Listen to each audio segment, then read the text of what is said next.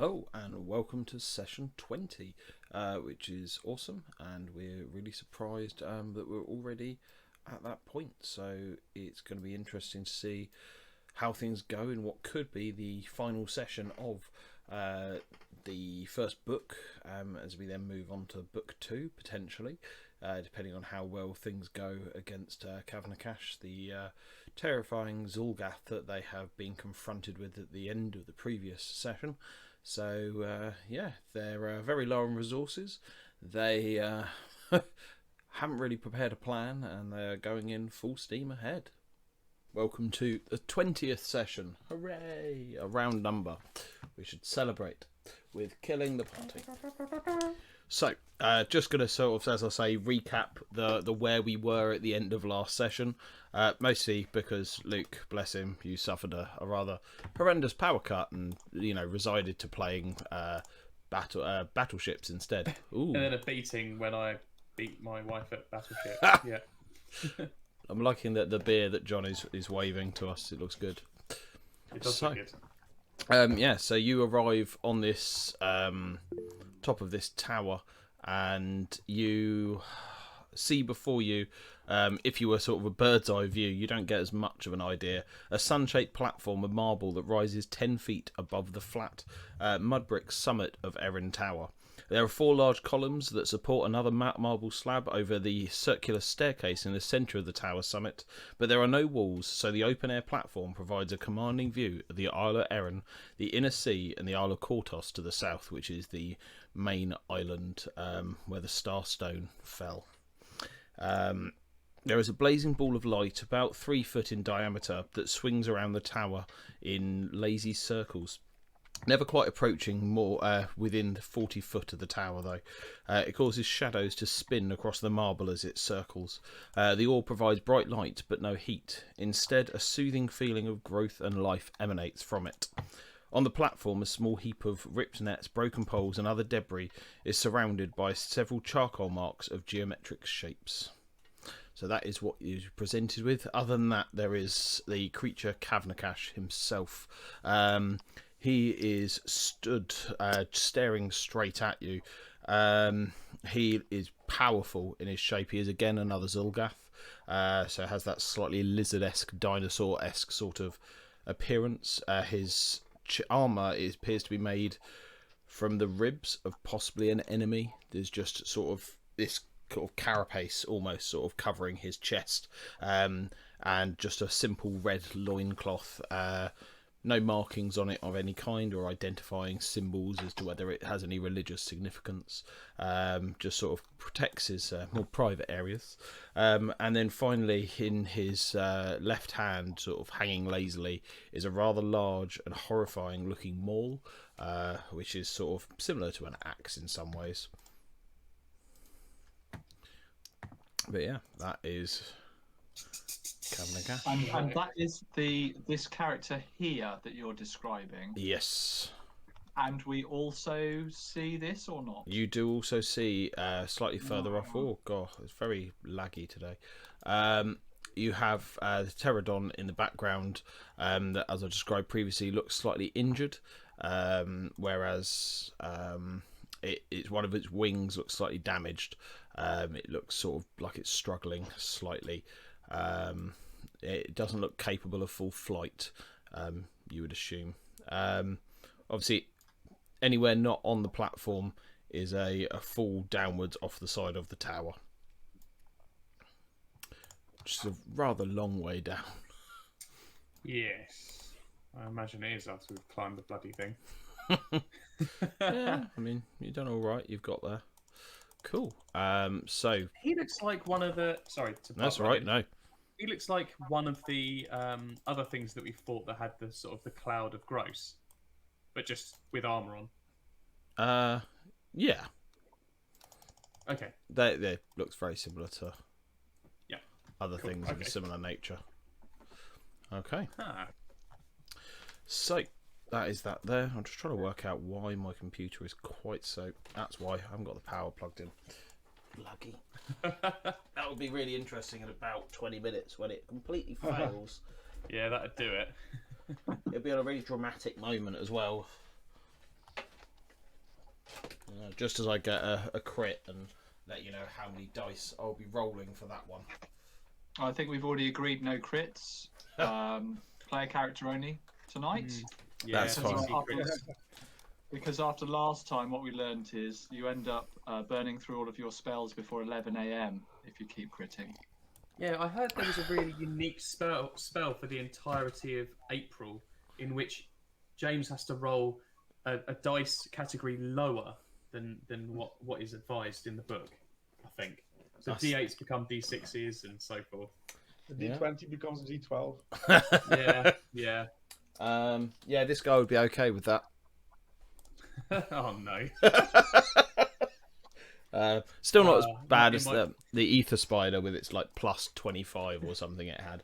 It might be a character generation session tonight. It just Oh, no. I mean, you could at least survive to round 2. I mean, if he's got 3 attacks, he can, by round 3, he can have killed all of you.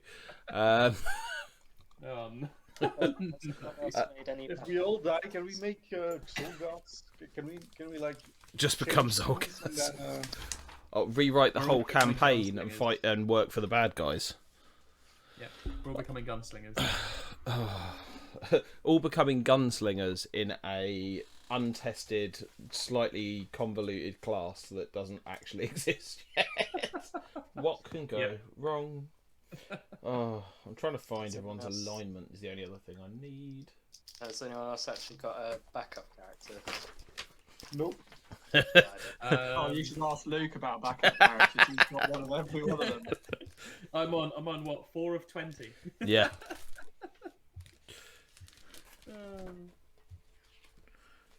Okay, so I actually do have a backup character, but it's a good I don't thing. want to use it. Cool. So we have a couple of characters that have a good alignment, which is nice to know. I've just been checking that out. No, again, very useful sheet of all of the base stats, so I don't have to look through things. Cavnakash, as I've said, is sort of turned towards you, the maul lazily hanging in one hand, and his eyes, although seeming alive, they seem a bit like soulless. There's something missing as part of this creature. As he turns to you and sort of in that strange sort of snake dragon-esque like sort of sound, you come here? Do you come to destroy the Aeon Stone too?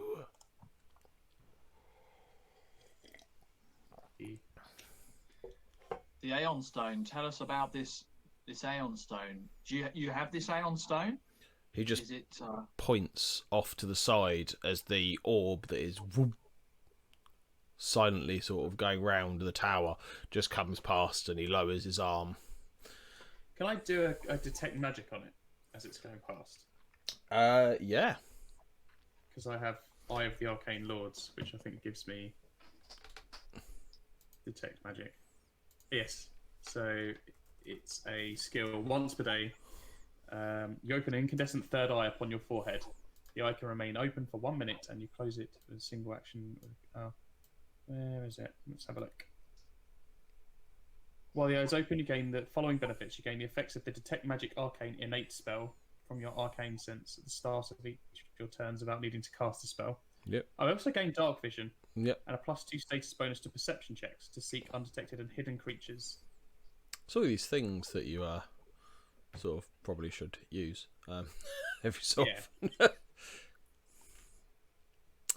often. So yeah, you do detect magic, and the sort of the aura on it is overwhelmingly powerful. Okay, and then with that, I oh, is there anything I can gather from it? Though? It's, I mean, you can Just a do very powerful magic. Yeah, I mean, you can do a Arcana check on it, but I can tell you now that you're going to fail. Yeah, all right then. And with that, So- I close off my arcane eye, Yep. and that does leave me dazzled for the same amount of time that it was open. So I'm currently like, oh, like. So that's like 3 rounds, easily. Let's hope our baddie has a monologue. He said his monologue. You're here Yeah, to I know. destroy. A second one. So, goes off on like a soliloquy. I came to this tower many moons ago. When I was born on a dark and stormy night. I was born into the darkness. You won't remember my mother, but my mother, she used to treat me like I was an unwanted child. So I'll just. Then, when I was 5 years old, you wouldn't believe what my father did. And did. So I just stitched together a really terrible monologue based on like awful film references. But yeah, so you notice the pterodon behind sort of limbering up and seems to be moving and sort of eyeing you up. Particularly Zonk, it appears to believe that you might be lunch. Seems quite interested by you. So none of you come here to help. Then I guess I should have to destroy you. And you just see him lift the maul, like in one hand, completely effortlessly, and sort of just rotates the shoulder, sort of clearly again limbering himself up to cleave you in half. Okay, and with that, I will raise my shield and my warhammer in retaliation. Go, come, break yourself upon my body, and I'll hammer my shield. Yep. And cast that spell that I'm going to cast on everyone, if that's okay. Which spell? You have no spell slots left. It's a thingy. Oh, a focus one. It's a focus, yeah, and it gives everyone a little buff, I think. That's Bear with cool. me, I'm just having a look for it. I believe it's this one. By this point, he's walked over and cleaved your head off. Yeah. Yeah, exactly. 1 minute, I just need to reread my. Where is it? Hold on, we are here to destroy the thing. It's just we need an 8-hour toilet break first. Yeah. If we could Call to reconvene. arms. Call to arms. Call to Cool. arms. So Nice. I cry out my call to arms, which I just did. I inspire my allies to enter the fray. Each ally in the area gains a +2 status bonus to their initiative roll, and they gain temporary hit points equal to the spell's level. Nice. So that will be 3. So yeah, you gain 3 hit points temporarily for the spell's duration, and it says 1 minute. But you will get a +2 to your bonus to your roll on initiative. Don't forget, Luke, any of your heightened spells are now heightened 3. So the Divine Lance, for example, your cantrip, is now up to the 3rd one because of the fact you're level 5. Yes. Yeah. Cool. Perfect. The joy of rounding up. Cool. Is it? Yeah. It does round up, doesn't it? So yeah. Yeah. Yeah. Yes. Yeah. It says 3 here. Yeah. Yeah. Cool. So with that, we'll roll for initiative, please. And if you just give me 2 seconds, I will then start taking them.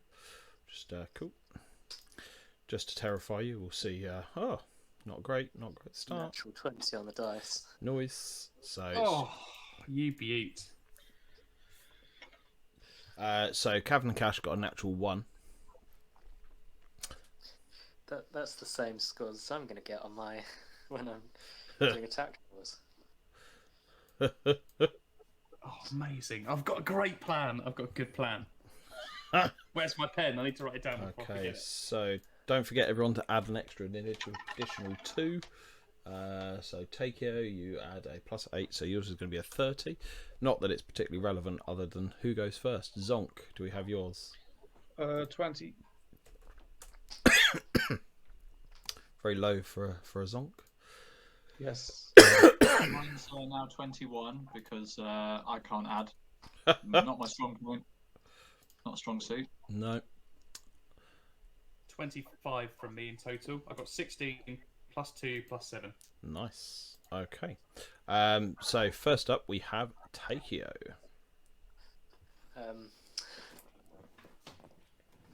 Should I open up with my bombs first, or should I save them for a bit? You do whatever you feel like you want to do, mate. He's going he's probably going to run up to us and start hammering us. So if you want to throw your bombs, then feel free. I mean, It's entirely up to you, fella. or run down the stairs. Yeah, I'm gonna throw one of the. Hold on, let me get it up. Which one is it called? Can I throw the crystal shard one? Yeah, At a moderate. you can. Okay. Natural 20. Nice. Nice. Cool. So yeah, so that will critically succeed. Oh, amazing start. Okay, so it's he's flat-footed until the end of its next turn, and double damage. Oh my god, legend! Right, okay, fantastic. Bring it So on. Don't bring it on. Don't bring it on. so yeah, What should just need so whatever the damage dice is for it, roll that twice, and add twice something else, I think. Double your level. Definitely add double your level. That's a bigger number. Times about 1,000. Yep. So I'm just getting crystal shards up because it's not one that I know. So the moderate one, so it will be 4d4 plus 8 slashing damage. So I have to, Piercing splash, that- sorry. I have to roll 4 of them then. Yeah, 4d4. That's a lot of D4. Yep. I mean, you could just throw them at him, and then if he stands in them, it'll hurt even more. Yeah. Bloody things. 2, 6, 4, 4.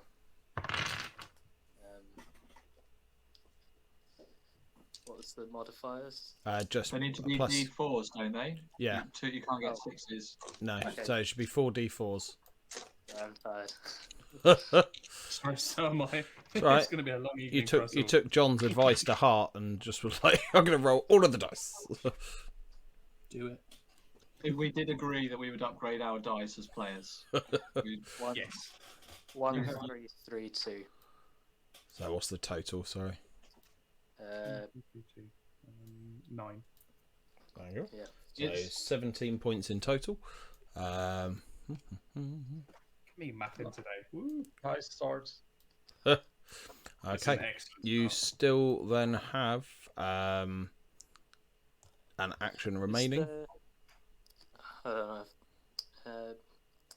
I'm sure there's some kind of like effect that one did. No, not according to thing. It just does. That's the damage. It does Okay. the splash damage as well, which is 8. Yeah.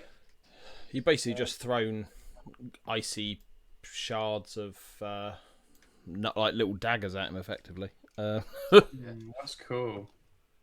I'll save the other one. Mm. Get my Gale Blade ready. Cool. Okay. After that, we then have Andrus. Okay, here's how it's going to work. Now I've actually read my class details. So, for one action, I'm going to use my focus point to cast Weapon Surge, Yep. and that is an evocation spell. So what it does is, the weapon I'm wielding, I hold it aloft and I fill it with divine energy. On my next strike with that weapon, and before the start of my next turn, I'll gain a +1 status bonus to the attack roll, and the weapon deals an additional die of damage. Yep. But because I've cast that and it's an evocation spell, it also affects my Bespell, which gives me a +1d6 of evocation damage. Yep. So that's 2d8 plus 1d6. That's fine. And I get a +1 on the roll. But that's all my focus points gone now. Yeah. I had 2. That's what I thought was going to happen. So I'm going to go up to this guy and with my next action, Yeah. and then I'm going to smack him, That's fine. Or attempt to. hopefully. You've cursed yourself now. So offense. So it's a plus 13 on this roll because I've normally got a plus 12. Well, I rolled a 17, so that's Yep, that won't crit, I'm afraid. plus But 13. So that's 30 in total. yep, that's just a normal hit, unfortunately. That's absolutely fine. But I do get 2d8 plus. Where's my d8? Plus 1d6 of damage. 7, 1, 5. So that's 8 plus 5 is 13. Plus my damage, which is plus 4. 17 damage in total on that one. Nice. Cool. Nice. And when you have a shield raised, does that affect? You can't roll? have your shield raised. It goes Raised down. and attack. Yeah. Yeah. You Yeah, well, okay, no, that's fine. you have to do an action each turn. Right. Okay, that's fine. So my shield isn't raised this turn. That's fine. I think that was a worthy sacrifice to get that extra 1d6 in. Yep. And that's me. Yeah, you have your shield remain raised until the start of your next turn. So yeah, you have to do it every turn. Cool. After that, we then have Bruce.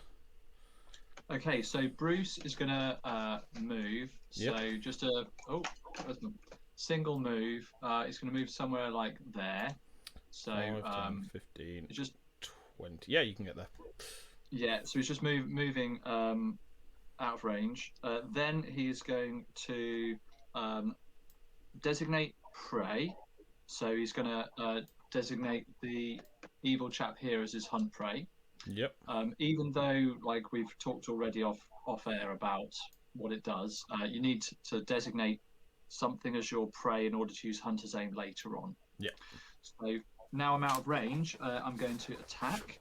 So there's nothing other than my ordinary bonus, but because I'm out of my first short increment, I won't have any penalties. Yeah. tonight. You have a penalty for shooting through ally, but yeah. Oh, okay. But Then, I'll do that. Let's just make. I'll be just because no matter where Andrus is actually. You'd need the angle you'd need is a lot wider, so you'd need it Yeah. coming through here basically. Yeah, no problem at all. Yeah, so you do that your side. Then, but for me, I've got my +1 longbow. Yeah. And I mean, you could have got to there if you wanted. You'd have had enough move. 5, 10, there. 15, 20. Yeah, you could have got to there instead. Well, that- and, yeah, because it's not going through the ally. Because it's going No. through Andrus was your issue, whereas that. Yeah.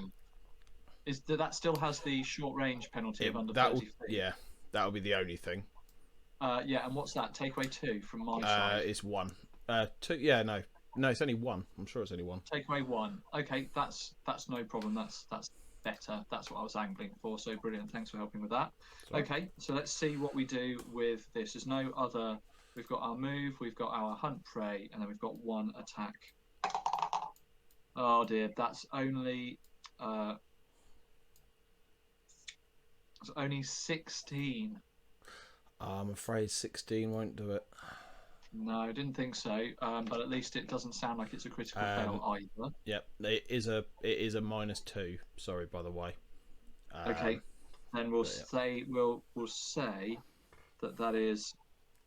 No, I did a -2. That's 16. Yeah, that's still 16. with No, that's fine. -2. I That's just what I thought it yeah. was. I was yeah. Okay, so he fires, and despite trying to,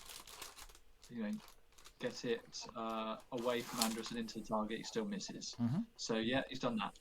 Cool. After that, we then have Zonk. Okay, so Zonk sees the birds, dino, the pterodactyl. Mhm.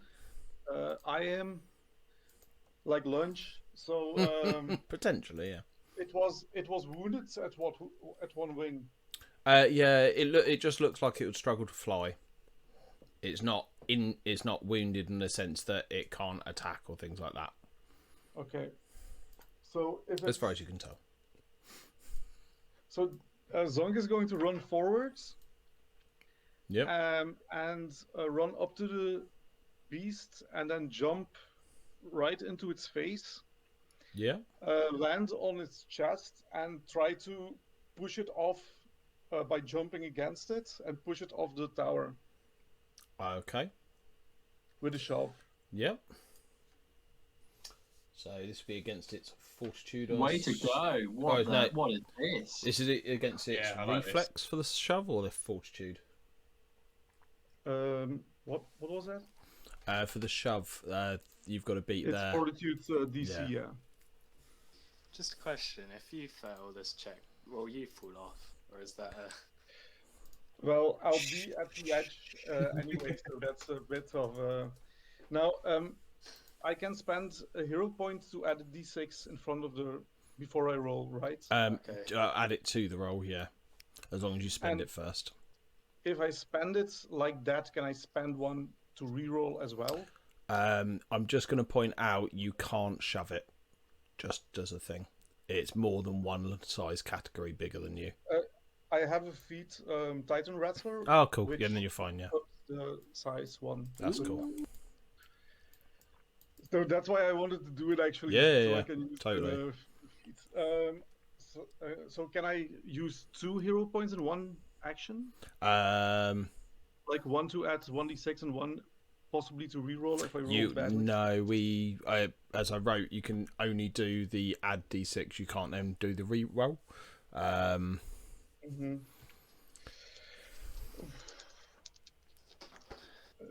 I'm not going to Oh, no. add the d6. No, you can re-roll, but you lose the d6 bonus. Sorry, I think, yeah. Okay. Okay, yeah. Okay, then I'm going to spend a d6. That's cool. The hero point for a d6. So down to 1. Yeah. So I have to drag it to you or something, or you can take it. Okay. Okay. So I have a athletics plus 10. Yep. I rolled a 16. I rolled a 2. 28. Yeah, that will push it over the edge, or push it 10 feet backwards. Back 5. No, no, Oh no. my goodness. You critically succeed. Oh, Whoa! So well, let's go to the right thing. So it Hold on. 5, Oh, that's nice. That's perfect. 10. That's what you needed to achieve there. Cool. Okay, nice. So Zonk is standing on the edge a bit now. Is the pterodactyl definitely dead then? Nope. it has wings. It's gone back and it's started to fall. Okay. But it hasn't had a chance to react yet. You still have. Did you only took you 1 move to get there, or was it 2? No, it was 2 moves to get there, 2. 1 move to Cool. one action to shove. That's fine. I can't believe it worked. I thought it would have a higher DC. No, it really low. Nice. I mean, good roll. It's nice. Just to point out, it's compared to you, it's not a particularly high powered creature. Cool. So the Cavnakash just looks straight at Andrus, and a couple of things are gonna happen. So, Oh no. first of all, you notice just leeching out from his arm down the maul appears to be some dark magic. He raises up the maul to strike you. Oh. You notice as he's doing it, there's some sort of what you would recognise as sort of magical mumblings as he goes to strike you. Can I just do that to his mouth, my fingers up? Shh. No Not today. words, only dance. So I'm going to assume a 27 hits you. Yes, I have an AC of 22. So yeah. it's not a critical hit on the first one. However, he will. I've got the spell open, so so maybe increase by 1d8 and the extra, so 3d. This is going to hurt. 3d8. Cool. I do get to roll as well some dice that I never get to roll because no class ever uses these, so it's quite fun. Apart from Barbarian, they tend to get to use them. So you feel the maul strike into you, and as it does so, you feel sort of just this like opposite of your heel leech into you and just suck the life force out of you as well. Oh shit! Yeah. Bastard. So this deals. That's 10, 27, 32, 35 points of damage. Damn. Ow! Holy shit! So Yeah, that's quite a lot of damage. it is. Not gonna lie. I'm on 18 HP. Okay, that's a lot of fucking damage. Yeah. So what I'll let you know is that was a channel ability, just to give you a clue as to what this guy also is. Oh my god. So he then will go to... Oh, sorry. I'll do it at the start of everyone's turn, but I forgot about something else that people need to do, so we'll do that at the start of people's turn. Yeah, but it gave everyone a free turn, so there we go. I'll feel nice. I'm not going to retcon it and screw everything up. We were holding our breath. Yeah. Yeah. All walked in. So he's then going to let go with one hand, just slash out with his... Oh, it's a one-handed weapon, so slash out with his claw at you. With a 26. Yep, that hits. That is almost max damage. That is 13 points of damage. Okay. I'm on 5 HP. Okay. Oh my god. He could just flat out kill you in one go. If it happens, it happens. Like that's the roll of the dice. Yes. I'll try to think of something else he can do that's slightly more fun. Because he's just gonna. I mean, I don't want him to on his last one to then attempt to do that and be really boring. He's not really got any other option. Yeah, he's just going to try and strike you. So that's a 21.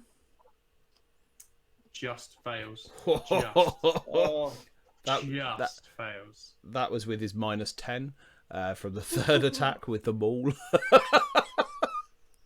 Oh my goodness. That is so lucky. What the hell? Oh no. All right. Okay. How many hit points have you got left? 3. Yeah, he would have dealt 25 points of damage. God. Cool. So he just looks at you and notices. Looks at you. Your faith is failing, and just this sickening smile spreads across his face. As we move on to the pterodon, who will spend so he's going to spend 2 actions to be able to get back up to here, boop, and come and say hello to lunch. You know what's really tempting is to do that back. Just get the pterodon to just slap you off of the top of the thing. That would be so... Right, yeah, just tit for tat. Do you remember one of the games, Denton, we played where we had this massive thing about the physics of falling? And God, right, yeah. Jump off the tower and cast fly at just the right moment. Yeah. Our DM was like, well, you're not masters of physics. You're just some magicians in a row jumping off a building. Yeah. You can't really tell when 400 feet is. No. You're not that good. You can just see the ground and you feel yourself go splat. It was also when Arcadius, the monk, trying to work out when he could dimension door his way off the top of a tower was also ridiculous. That's right, because he could vamp so many times that he could probably just about do that distance. By the time we were at that point, threw himself off a 4,000-foot cliff and hope for the best. Yeah. So the creature is going to take 1 strike out at Zonk though, with a 28. That's a hit. 1d. So that is 6 horrifying points of damage. Yep. That's its turn because it had to spend quite a lot of its time to get back up. You notice that it has had to land. It hasn't stayed in the air. Okay. Which is basically. That's fine. Oh yeah, totally. I mean, it was awesome. I think Andrus just seeing, like, squaring up to this guy with the warhammer and then just seeing a goblin just leg it over, double leg jump into a pterodon to knock it off the roof would be a bit of a what the fuck. Nice. But yeah, that's cool. So we are then back round to Takeo. Okay. I guess I'll help here. And then I'll hit with my Gal Blade. Yeah. Ooh, a natural 1. Oh, sorry. Oh, Can you do a fortitude save for me first, please, as Okay, well? Yeah. Just to add insult to injury. At least it won't be a natural 1 for that one, hopefully. Although it does balance out last time. You got back-to-back natural 20s, so... Oh, another natural 20. There you go. So you succeed at the fortitude. You are immune to that for 1 minute. Okay. So if this goes into round 11, then you need to worry. Round 12, even. Okay, so we will see, however, the other side of things that screws you up.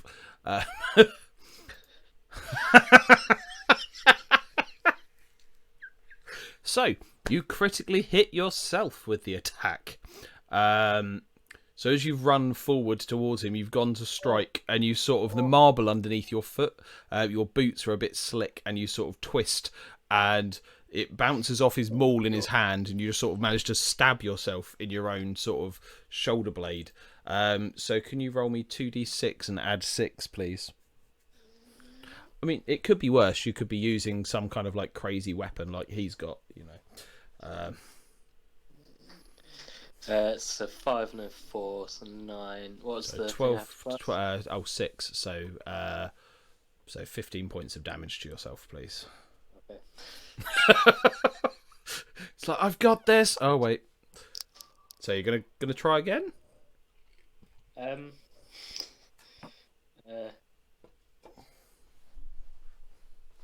Yeah, sure, why not? Okay, so this will be a -5 to your total.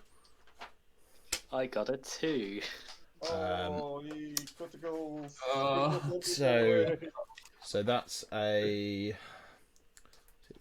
12. Your starting one, because might be okay. So, oh yeah, so 12. So that'll be down to 7. So yeah, that's unfortunately going to also be another one. I'm a man of duality. You are. Criticals and fails. One side to the other. So you can't use the weapon you are using until the end of your next turn. Okay. So somehow you've got a bit tangled in your weapon. It might have something to do with the fact that you're part bird and all your feathers have sort of managed to get wrapped around the end of the hilt, and you're unable to sort of discern how you can move.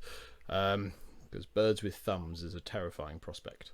After that debacle, Andrus, you're looking like wounded as hell. Takeo's run up, and you've just sort of, he's stabbed himself, and as a result of stabbing himself, has sort of panicked and sort of trying to desperately ply this weapon from his chest. What would you like to do? Okay. Here's what I'm going to do. I'm going to use my first action of 3 to cast the cantrip shield on myself, which basically gives me a +1 bonus to my AC. Yep. Is that two like, actions, or is it one for shield? It's a single action. Cool. No, that's fine. Then. Yeah, it acts like I've lifted my shield, but I actually haven't. No, so I'll that's just fine. cast that on myself. The second action, I'm going to use battle medicine on myself. Yeah, I love the idea of that. Just 1 second, you pull out a little plaster and just stick it on your leg. I've cast a shield first. I've been like, stop right there. Just gonna mend myself. Just like lean over and just sort of rubbing something into your leg. Yeah. What DC are we going for? I'm going for the safer of the two. That's fine. I only have a +7 on my medicine, so That's true. I think it's what. Don't think you're expert, so you can't. You can only do the basic one anyway. Yeah, actually, I am. Yeah, I'm not an expert. You're only so- trained. Yep. So we'll give that a go first of all. Yep. I've got an 11 +7, so So only you're good. just. You're good. So yeah, 2d8. So 2d8, which I think will keep me alive for at least one more swing. A 7 and a 2, so 9 plus 9. Okay. 9. That's not too bad. So That's now one. You'll survive maybe a bad attack. half of the next round. Yeah. So that's 14 HP. Okay. Yeah. Right. Oh God. I genuinely don't think I can. Oh, hey dog. I don't think I can achieve anything by retreating backwards because I'm just going to make. Otherwise, Takeo is going to be in the line of fire. So what I'm just going to do is on my third and final action, and probably final action, is take a swing at him with the hammer. That's all I can really do. Let me just cantrips. So they're all 2. Okay, all my cantrips are two actions. So yeah, just gonna have to try and hit him. Mm-hmm. So okay, so it's +12 because I don't have. I rolled a 19, so that's Nice. 19 plus 12 is 20, 31. 31. Yep, that will hit. Unfortunately, it's not Nice. correct. Okay, Brilliant. Well done. That's good. that's all right. I'm not going without a fight. That's for sure. No. 1d8 plus 4. Can so you that's do your 3 plus- spell? Could you not have done your bespell weapon as a free thing as you cast shield? Oh wait, yeah. Let's have a look at see what shield is. So shield is an abjuration. So I think that that Yeah, still do counts some as a force damage. spell. Yep. So yeah, it does. Yep. Yeah. So 1d6. Add an extra d6. You know, feel good Yep, before so you die. +2. So what did I say I rolled on my d8? Do you remember? 12. I'm sure. You said something about. Oh no, that was the hit roll. I That don't was know. the hit roll. What did I roll? I'll roll it again. No 5. idea. Eh. Okay, so 9 damage plus 2, 11 damage in total. Cool. It's 5 plus 4 plus 2. Yep. Cool. And that's me. And I will. I'm like feeling really run down, and Bleeding everywhere. I've said my piece with my pantheon, and I'm ready to defend my comrades. On the next. I'll die With for my you. AC of 23, I'm ready for this. Yeah, I mean he can fail. After that, we then have Bruce, who you can take another 5-foot step back if you want to and avoid the being within that range. Yeah. So we've done our hunt prey. So we will take us. Yeah, we'll try to avoid being in the range. So that gives us that. That's Can not you- free at all, is it? No. Luke, can you roll me a fortitude save as well? And John, can you yeah, roll sure. one as well? Yeah. So fortitude, defense. 22 in total. I rolled No. 13. I've got plus 9. You're okay. Yeah, 26. Yeah. You're both okay. Cool. And so I will. I have my hunter's aim now. So this is. So I've moved. Unfortunately, I can only do this. So I've got an extra +2 to my prey. So because I designated this person my prey, let's see what we roll. And it is. It's 26. That will hit. Yeah, pretty average. Okay, so it's just a d8 of piercing, and that is 5 points of damage. Nice. That's all it is. So that's actually everything he can do that turn because Yep. of the move. But you just wait till Andrus is dead, and then it'll really kick in. That's when it all gets better then. Oh, Cool. God. After that, we then have Zonk, who is now solo fighting a dinosaur. Yeah. So I'm going to use Twin Feints Yep. on it to get a sneak attack in, hopefully.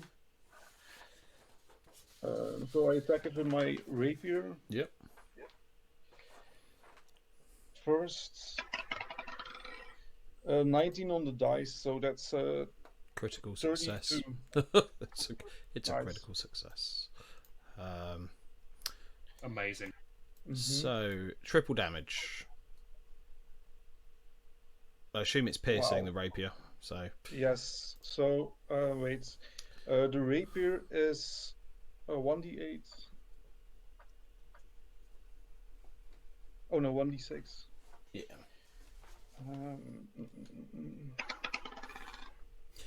Oh, you rolled an extra D8. Don't forget for being deadly. Yeah. So it's 7, 21, 24, and I activate critical specialization effect of my weapon. I You think. do, No? yeah. That's the deadly, the D8. Yeah, but there's something else because I got this from my rogue level 5. Oh, but it's only when I sneak attack, I Disarm. think. Ah, maybe. Let's have a look what it says for rapier.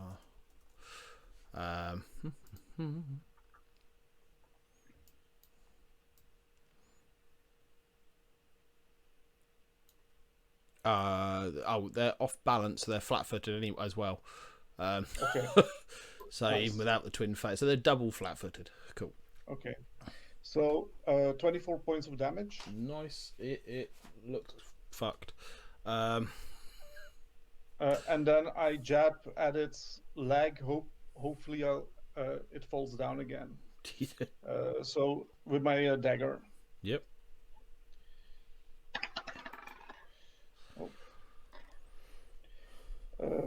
28. That will critically succeed again. Yep. Nice. And will obviously be. That was a 50 on the dice. My dice is on Nice, fire tonight. they are. Nice. So you get a Nice, bonus brilliant. of +2 to your AC until the end of your next turn. How much? +2 circumstance. So double everything, including the sneak attack. So yeah, if it survives, it will be impressive. 36. Yeah. If you'd have done that hit originally, it would have been dead outright from the first hit. Nice. So it's double dead. And it falls to the ground and then just sort of slides off the edge of the tower, and falls like you tried to make it do originally. Nice. Cool. You've then got Nice. one action left. That is really That cool. was nice. That was nice. Yeah. Yeah, that was You've sweet. kicked its ass. It came back for more, and you've kicked its ass again. That was brilliant, and quickly. Like that's not like 5 or 6 rounds of combat to do that. That is really impressive from Zong. So we're off to a That good was start nice. there. So what would you like to do next? You've got one action, I think, haven't you? Yeah. Oh yeah. Then I'm going. Oh no. Wait. I'm going to cast shield for now. Cool. So really up your AC to something as chronic as you can manage. I think it won't stack if it's a circumstance bonus. It won't, no, because if they're both circumstance, yeah. So the +2 plus it's better anyway. Hmm. But if he attacks me, I can soak up some damage. So That's cool. Okay. nice. Right, so after that, we then have our best friend and love in the world. And he is quite clever, so he can work out a logical thing to do. And, you know, he targets, looks at Takeo, and he's going to strike out at him first of all. And again, you see this sickening black start to trail down his arm. Oh, can you roll a fortitude save, please, Zonk, as well? Oh yeah. Sorry. 16. So Yeah, 23. you're fine. You're fine. And unless this gets to like round 13, no one needs to worry. So he is going to strike at you. Oh. We have that symbol on the top of the dice. So Yes. Oh, that's a 1. That looks like a 1 to me. if it's the opposite of a 1, then yes. So this -1? No, this is How many hit points do you have, Takeo? Oh damn! Oh no. 19. Oh. 19. Yep. 19. Yeah. No dear. Now, didn't you heal We up? all Hang healed on. up. No. We healed up. We You are definitely starting did at the full- end. Yeah. Everyone- We spent time around the campfire downstairs Okay. healing up. You are at full hit Yeah. points. Everyone definitely. spent time healing up. Apart from when you You're- stab you're at yourself. your full level 5 hit points Oh. because we magically healed. So And you're he's a not at your name full- character. So let's have a look. Hold on, I need to do some calculations now. This could be Plus the bad. 3 temporary hit points. Don't forget that as well. So, luckily, it's not a piercing weapon. Otherwise, that would be bad. So you are, however, fatigued. Takeo, on top of everything else that is about to happen. I'm just getting the dice out. Remember 3 less, like Claudio said, for the extra damage Yeah. from Luke's bonus. Okay, yeah, thanks. So, I'm just Yeah. going to tell you how many dice I'm about to roll. Oh yeah, I've got 3 extra HP, haven't I, from our bonus Yes. temporarily. So I'm going to roll four d12s 4d12s? Are you serious? and 6 d8s on top. Oh, You Well, make me sick. I've got 49 now. You make me sick. That is disgusting. There is at least a one. plus there is an added fixed bonus, right? Yeah. So 50% mischance concealed. 6, Definitely concealed. 6, 16, 26,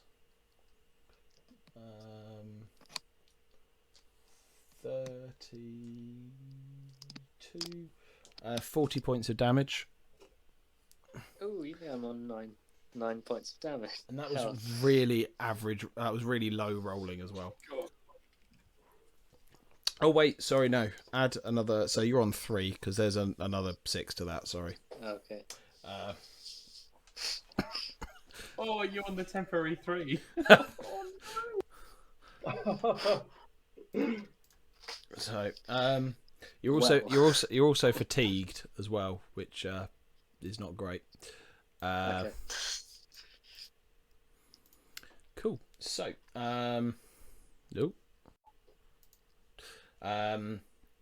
who's he going to strike next? I mean, he could go and just kick good old Zonk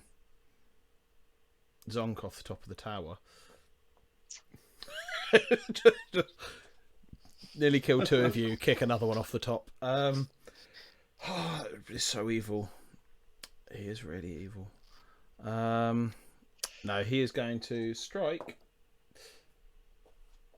again at the same target. So fatigued, what does that give you? Because just going to make sure it doesn't affect AC. Oh, you take a -1 penalty to AC and saving throws until you rest fully. Okay. So your AC is currently 21. So he goes to strike you again. Because it's his second attack, that will miss with a 20. Yay. Third attack, he's just swinging wildly, is going to come again at Takeo.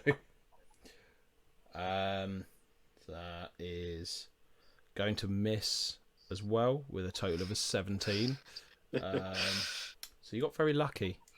Very lucky indeed. We're literally on a knife edge. 2 of you are, yeah.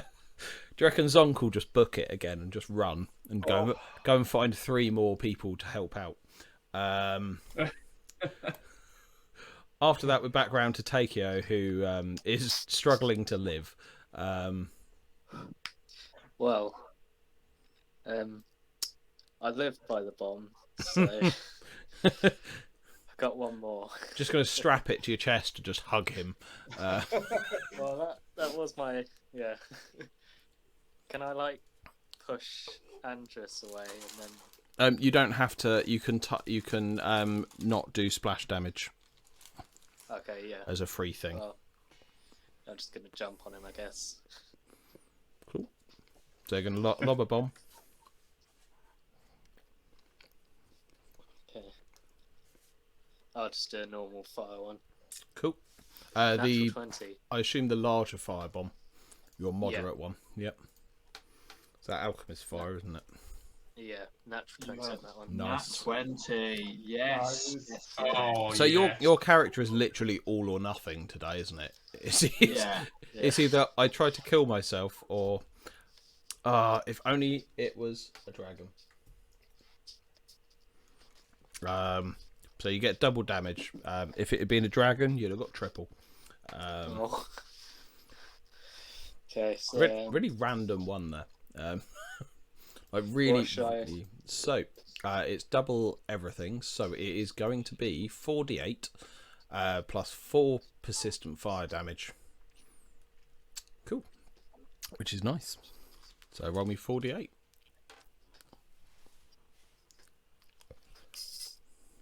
5, 7, 5, 1. So 18. Cool. Yep. Anything else you wish to do?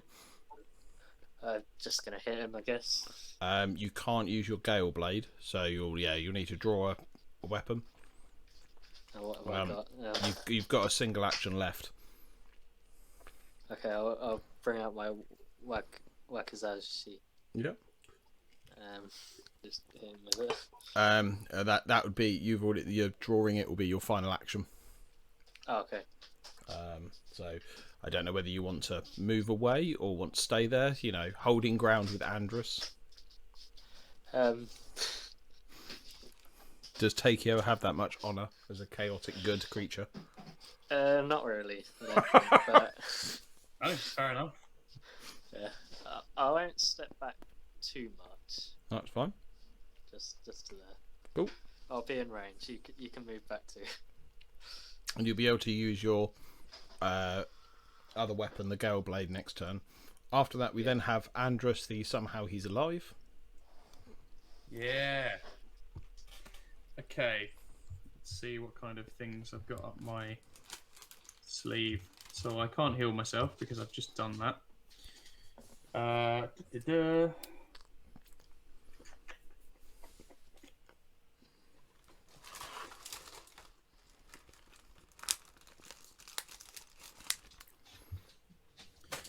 I am once again going to cast Shield on myself to give me the plus AC, so I'm now up to 23 again. So that's one action. Yep. And then I'm going to hit him twice. Okay. Strike him twice. So the first one is at a plus 12, I believe. So look, plus 12. Yep, plus 12. I rolled a 13, so that's 25 to hit. That will hit. Yep, there's 1d8 plus 1d6 because I'm using it with a spell. 4 and 4, so 8 plus 4 is 12. So 12 damage on the first one. Nice. And then second go, which is now it's -5, isn't it? So it's plus maths. Plus 8. Plus 7, rather. Plus 7. So 17 plus 7 is 24. That'll match. Cool. Excellent. And that's just 1d8 this time. It is, yeah. Plus your strength. Plus 4. Oh, nice solid 8. So 8 plus 4 is 12 in 12 damage. Nice. He's beginning to look. He looks pretty injured. Just so you know. God fiend. After that, we have Bruce. Okay, so that was brilliant. How much damage did you do in total there for Andrus? 24 points of damage. Yeah, I did 12 and 12. That was good. Nice Okay, and consistent. so we've got we're gonna start with our hunter's aim. Yep. So our hunter's aim adds that good bonus, and now this is where he shines. So let's see what we get. Extra. So 28. Will hit. Okay, just a hit. Yeah. Fine. So that is 6 points of damage, and then we have our flurry, and so let's just double check that I'm not. So hunter's aim. on that strike, so I don't get the Hunter's Aim extra on this, but my flurry means that this is a lower penalty. So still a good one, still plus 11. 29. So unfortunately that misses because the first arrow penetrated straight to the back of his skull, and as the arrow sails past where he was stood, he drops to the ground and the maul clinks off to the side. Oh, no way! No way! We were going to be... He stands back up as a zombie. Ah! No. So yeah, he is. Are you serious? Very I dead. thought we were going to have a total party kill. I thought we would die. So the opening so he was made. He's slightly tweaked from the book because of the fact that you are level 5 before you should be. So you actually have more chance of hitting him. So he basically had the elite slightly modified elite template. So his attack rolls didn't change because they were already ridiculously high enough. I didn't change the damage because they were high enough. I just tweaked his health and his AC and his saves, basically. But yeah, he had quite a lot of other stuff he could have done, but it was the bombs out in the first row that did a third of his health. Oh my goodness. Well, you then had Andrus did quite a bit in that second round and then did another sort of 24 on that one. And then, arrows you have like blinking off. 50 from Andrus or so. The bombs did, 30 something in round 1? 34 then... plus another lot. I can't remember. 18 or so. Something so like that, I reckon you two did 50 each. So that's 50 per. And both of you are nearly dead as well. 50 each are nearly dead. Yeah, that would have been if those ones had hit Takeo the first time, it would have changed the combat quite dramatically. Wow. But so and I feel with that, like Takeo's on 3 hit points and fatigued, so he is royally fucked. But I'm genuinely surprised we even made it out of that one. Yeah. I did not expect us all to come out of that alive. So, and it's gone smooth to mean that we're not fighting 2 targets. That's the other thing. That could have been 2 targets worth of damage every round. That is incredible. Yeah. How about a beach trip? just take a holiday. Yeah. Get some watermelon out and So that does give you. The tower isn't empty either. We know that we've we've left some nasties downstairs in this tower, but that was brilliant. Well done, everybody.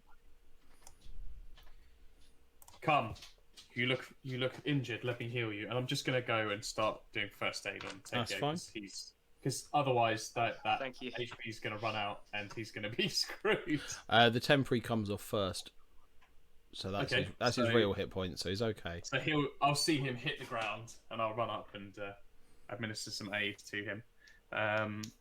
I'll just do. Obviously, I can only do the 15 roll anyway, so it's plus 7. I rolled a 9, so just over 16. Yep, so it's 2d8. 2d8, yes. So it's only 10 hit points given back to you, Takeo. Thank you. But it's a good start. I look pretty crappy myself. I think maybe we should patch ourselves up before we investigate. Absolutely. I think it's time for a little bit of surgery, isn't it, Andrus? So I can offer some risky surgery. How much health HP has Andrus got? So I've got 14. So I'm looking pretty worse for wear, pretty beat up. But Takeo is also looking pretty beat up as well. So I can try the take 20 because I'm an expert. I'm really quite proficient in this. So let's go for medicine with the risky surgery on Takeo. This one's going to sting. So I do 3 points of slashing damage to start with. He cuts you open with an arrow. Yeah, and then let's do the DC 20 with that extra. What's your bonus, by the way? It's plus 15 when I do risky surgery. Oh, so that's good. Yes, and I passed it as well with 23. Nice. So 48. 48. So 1, 2. What we got there? 8 and And 16 points of healing for Takeo. Excellent. Thanks. Is it? Yeah, with riskies, yeah. If I get a success, I get a critical success. Yeah, so that is. Oh, that so was that would why be- it was double that, right? No, 48 is the straight for that. So if it gives you a crit effect, sorry, it will That's be right. Yeah, even so higher. it is another. So it's not just. So it's another plus 10 on top of that. That's Thanks, right. that's great. yeah. Yeah. So sorry, That's 26 it's points of healing. I already did the crit part without the plus 10. Because I forgot it's the 21. So yeah. So normally it's 2d8 plus 10, but that gives you 48 plus 10, which is a quite nice amount of health. That is a decent amount of health. And I'll do the same. I'll look at Andrus. Thanks. These healing hands, Andrus. If you can do the same miracles you've just done on him, I would have very much appreciated. Okay, so we got 4 points of slashing damage. Oh, that must sting. Oh, it's And then, but a scratch. Tis but a scratch. Oh yes, that's definitely passed. Yeah, that's 28 Nice. on the heel. So 48 you got plus your flat, 10. Yeah, you got your flat 10 there, and you've got. That's nice. That's 14. Well, that's big already. 14 and another. Flipping heck. You get 35 points of healing in total. Oh my god. Okay. Let's add that one. I'm like 9 off of full, so I'm fine. Yeah. Both Takeo and Andrus do seem to remain a strange red colour from the blood that stains their fur and feathers, though. How's Zonk looking? Zonk looks peachy. Yeah, Zonk's fine. just a scratch. Just a scrum. Nothing serious. Nothing serious. Yeah, Okay. we How can- much damage did you get through that? 3 points of damage. Oh my goodness. In fairness, Bruce took none either, so you know. Yeah, that combat with the dinosaur was brutal. It was. Awesome. Yeah, we've really got our roles. However, I think Takeo's frontline assault is Risky at best. well, yeah, a touch effect bomb is a nasty one, right? Yeah. I mean, technically, you don't really have a proper frontline fighter. You just have an oracle that decided that they would be one. I am going to take that role though. I'm going to keep working at my defences, I think. Dip a level and get a fighter dedication.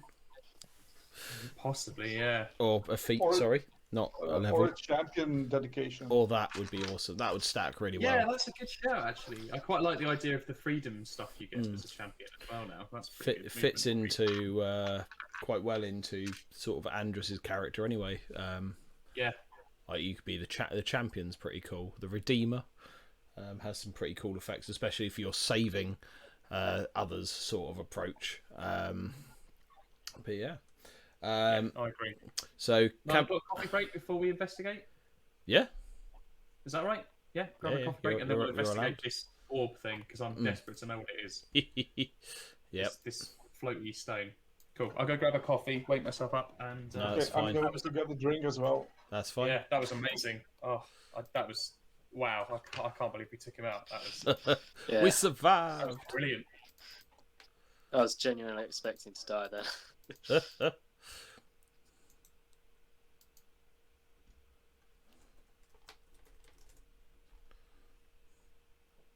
Yeah, that was well played, James. That was very, very close. I like that you tweaked the book. As you say, we arrived at a little bit above, over level, didn't we?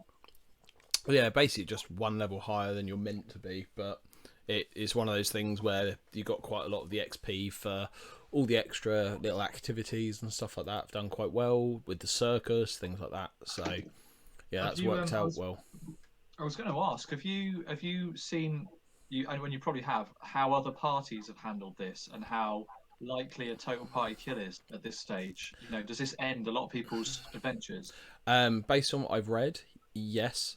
I mean, I think there was one group I was reading on a forum that the Golden Laws Church, where you fought that first Wrecker demon, killed 3 out of 4 players. just on that, because it's just that it's the likelihood of a crit is so high, so it's quite funny. Characters have really low AC at that point, and it's got a massive bonus to attack. Yeah. So it's just that very nature.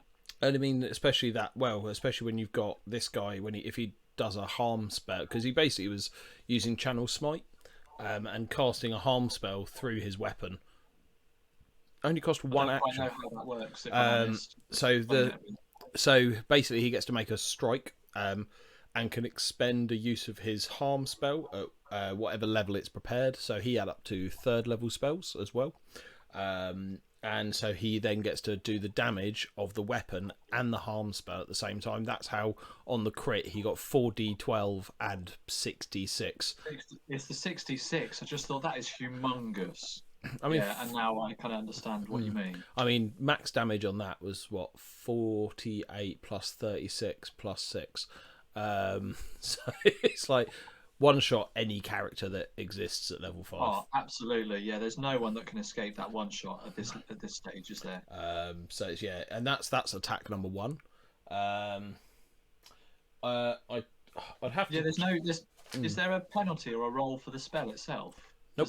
Nope. It just happens as part of attack number 1. But if I miss, then he loses the spell, even though he hasn't hit. So there is that slight risk factor. But when it's a plus 17, so it's hardly a risk. Yeah. I mean, against any of you, unless Zonk or Andros are using their shield, he hit on a 5. It's just immense, isn't it? It's really, really big. Yeah. It is. Just the hit bonuses are ridiculous. I was afraid to come close. I think it was one hit out for Zonk. It's still the action economy as well, because if in theory as well, you should have also had the 4 Zolgath warriors up there as well, who, although they're not strong, it just balances out that action economy, because you had between you 12 actions to his every 3. So that's why it wasn't a total party kill, was because every time he got to hit, if he missed, which he did a couple of times, that's, he's got 12 actions coming at him potentially before he can do anything else. So there are chances to, like with a different party makeup, you could blind him, you could do all sorts of tricks on him with 12 actions. Yeah. That, you could de-weapon him, you could disarm him, you can try and trip him up. You could do all sorts of stuff, and have a couple of goes at it as well if you fail. But that was a good move of ours to get rid of those 4, bait them down.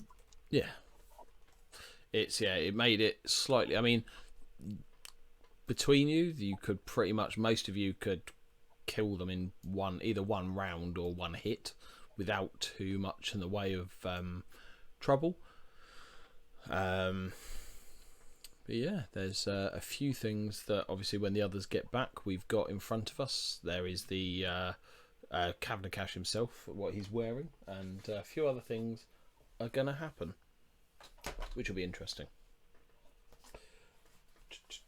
I spent today reading through book 2 and book 3, and someone else has created, and I'm going to nick it, a map of Escadar, which is quite cool.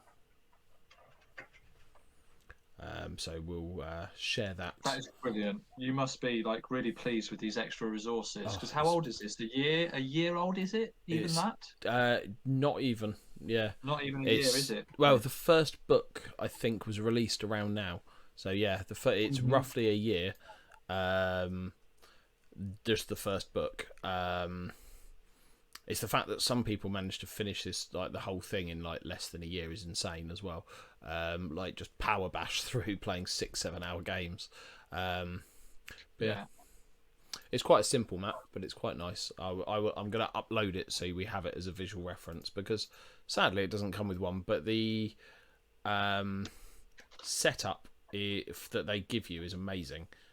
All the stuff and all the tokens, because on Roll20 they have it.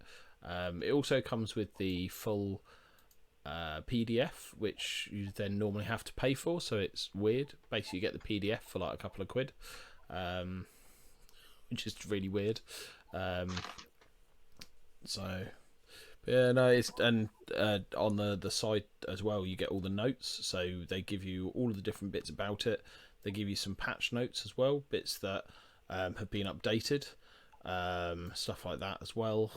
Things that have been changed. Tokens that can be created as well. That's really, really nice. That's some really good third party. One of my favourite authors did something about. Was a contributor. I'll try and find what he did, but let's go for his name is China Meeville. And he was a contributor, like he's a science fiction writer. Oh, nice. Amongst other genres, he does weird fiction. And where is it? He contributed to Guides to the River Kingdoms with some others, part of the Paizo group.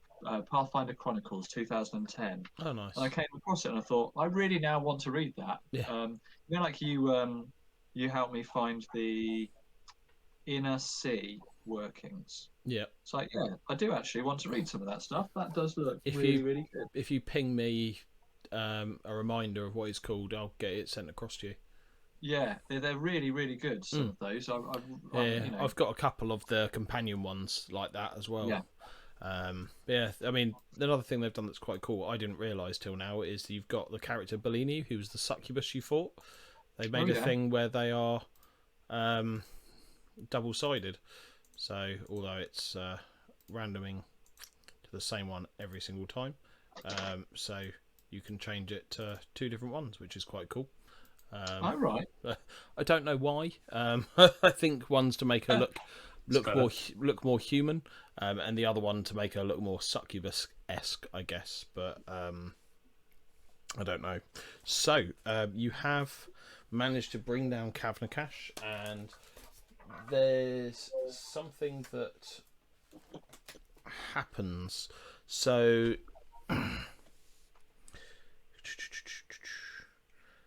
as Cavnakash drops to the ground, the orb begins to speed up, going round quicker and quicker and quicker until it's almost a blur, and all 4 of you just see this light leap out and strike each one of you.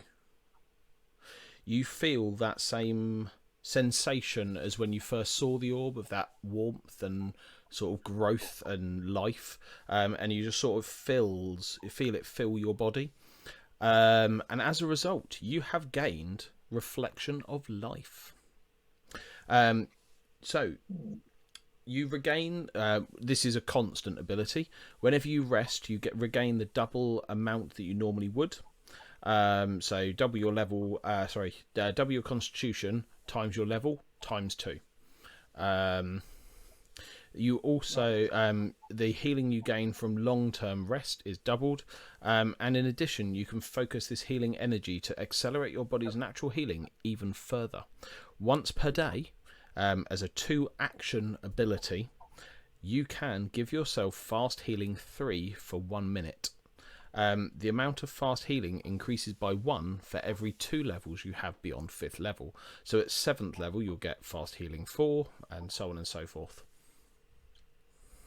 Nice.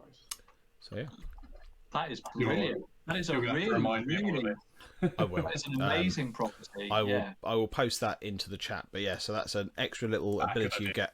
And then the orb, once it has done that, sort of slows down back to its sort of sedate circling of the tower. There isn't any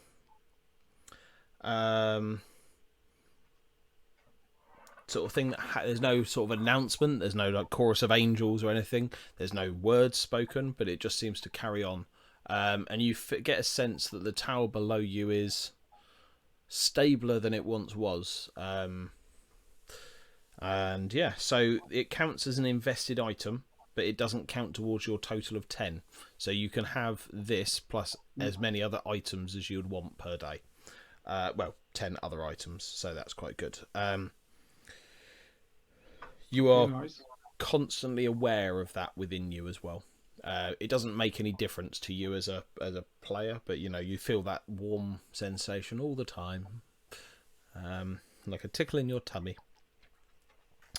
So yeah, what would you like to do now? I look at the rest and I think, what just happened? I'd like to check over the corpse of our adversary and see what he has on him. Simply because if he has something of magical value that could help us determine what this was, that would be amazing. Yeah. So he has on him the maul that he was using.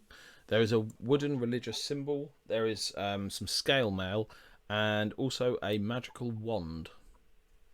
Okay. I'll pick up the wand for later identification, I think.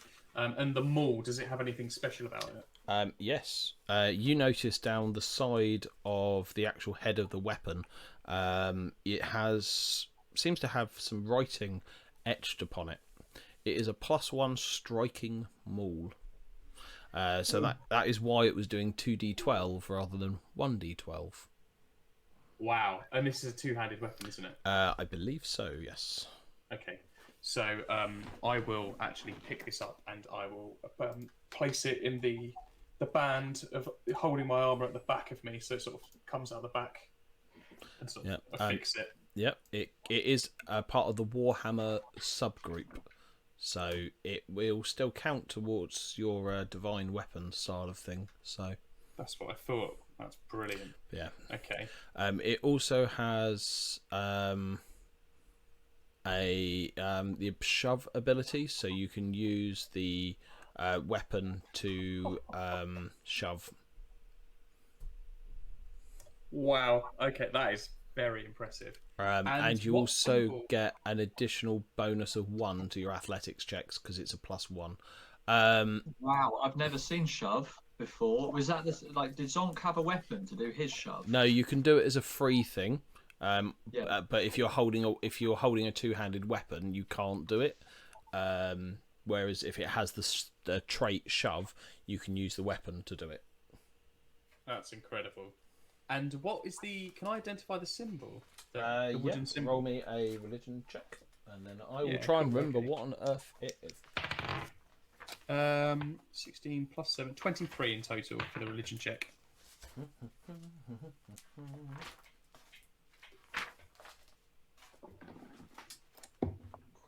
Crap. I had this written down and I can't find where I wrote it.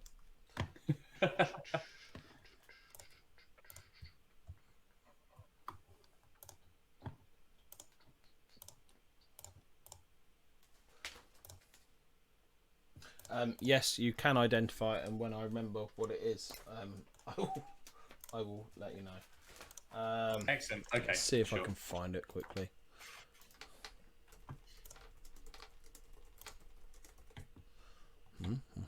Okay, so can Bruce Gate? Oh, yeah, sorry. So it is. Where's it gone? It was there. There it is. So it is the Demon Lord Zeva Gavizeb. Okay, knowing that it's a Demon Lord, I will place it on the ground and I will just crush it under my boot. Cool, that's fine. Fairly easy to do. So can I survey wildlife? So we were told that there was an effect on the surrounding area. Yep. And so now that this person has been dispatched and we felt this light, I'm looking to study details in the wilderness, determine a bit about nearby creatures. I'm trained in it. It's kind of like, it's not only been a moment, but has nature breathed a sigh of relief? Is this that's what I'm looking to kind of determine? We're really high up. He's a ranger. He's got keen perception. What do you reckon? Yeah, roll me a perception to see how well you can see below. Yeah. Okay. It's only 14. That was a terrible roll. Sorry. Yeah, I mean, you're a few hundred feet up, so it's sort of, tricky to tell. Guys, I'm going to have to check when we get back down to the ground. But it could well be that nature breathes a sigh of relief around us now this guy's gone. But we won't know until we get down there. I mean, I'm not going to poke my nose into those cages on my way down the tower, but something might have changed. I don't know yet. Of course. Well, the beast that this creature was worshipping was a demon lord, so no doubt he was up to nefarious deeds. So that means there's someone senior to him, someone more powerful then.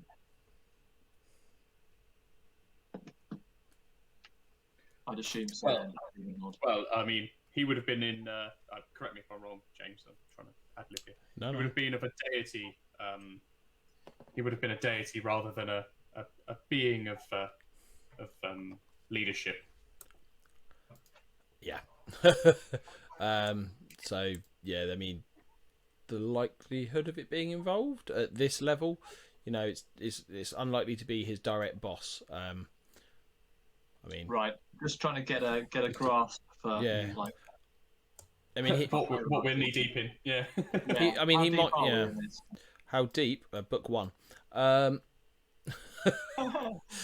book 1 and three characters less. Yeah. I mean, so 400 pages, 3 characters, book 1. So, well, no, you've gone through 5 characters to do book 1. Amazing. 5 characters. Was it 4? No. This is my first and only. I don't even think about that. No one else existed before this. But yeah. So, other than that, he's got the scale mail, which is, I think, heavy.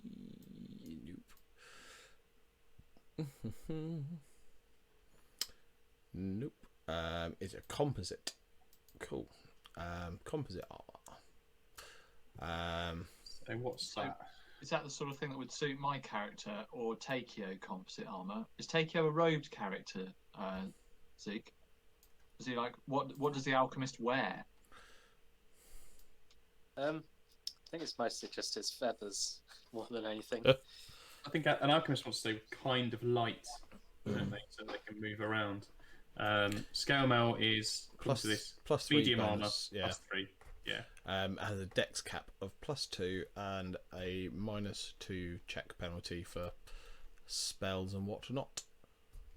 Or to other, not spells, sorry. Minus check to all the sort of related strength based. And then -5 speed penalty. You have to have at least strength 14 to wear it. We don't do bulk as long as you're not Lara Croft. But yeah, I can't use that then. I'm only strength 12. Yeah, I think you're only light as well. Oh no, I think you're medium. It doesn't sound like it's for anyone other than Andrus, really, and even then, it might not be your thing. No, I mean I'm looking at what I've got, and I've got a breastplate on, and that's +4. Yeah, so that's better than what you've got. I mean, you can take it to sort of trade with. Yeah.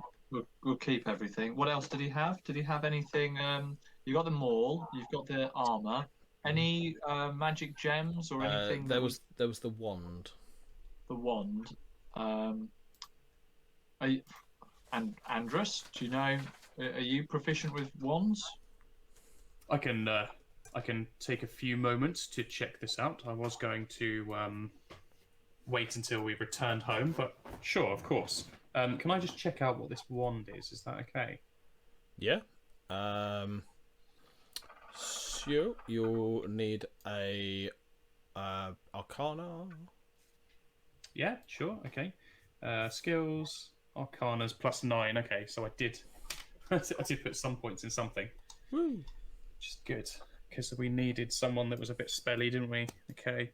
Oh, I got a natural 20, so +9, 29. I needed that in combat. Yep, that you learn all of the attributes of this item. It's a wand of heal. Oh, brilliant! wands are different in this. In Ones are very different. They have a single use per day, as opposed to Wow, a that's certain amount of amazing. charges. So you will be able to keep it forever and ever. You have to be able to. For wand, guys, hold on one out. Let's cast spell. You can cast it a second time, I think, but then you risk breaking it. Yep. So the only person that can use this is Andrus, because it has to be on your spell list. And the spell is of your tradition. You use your spell attack roll and the spell DC.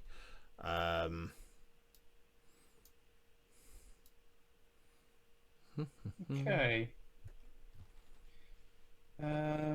That's weird. I can't find it actually on the list of things to hand over to myself. Wands, you have to normally pay for the upgrade to get wands, on the Path Builder. But yeah, do you? yeah. As I think I've got the list here, but it doesn't cool. happen to have that particular wand, which is I'll weird. double check the setup for it.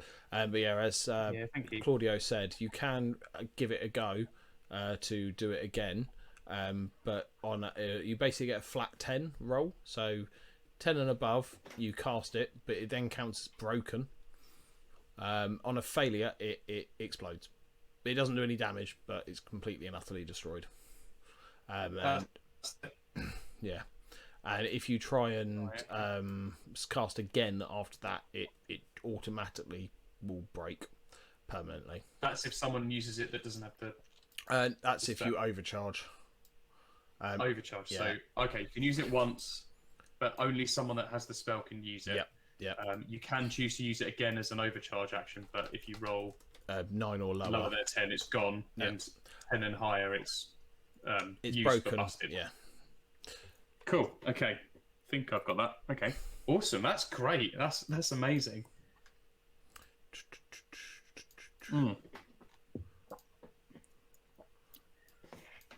So I'm Brilliant. going Okay. to.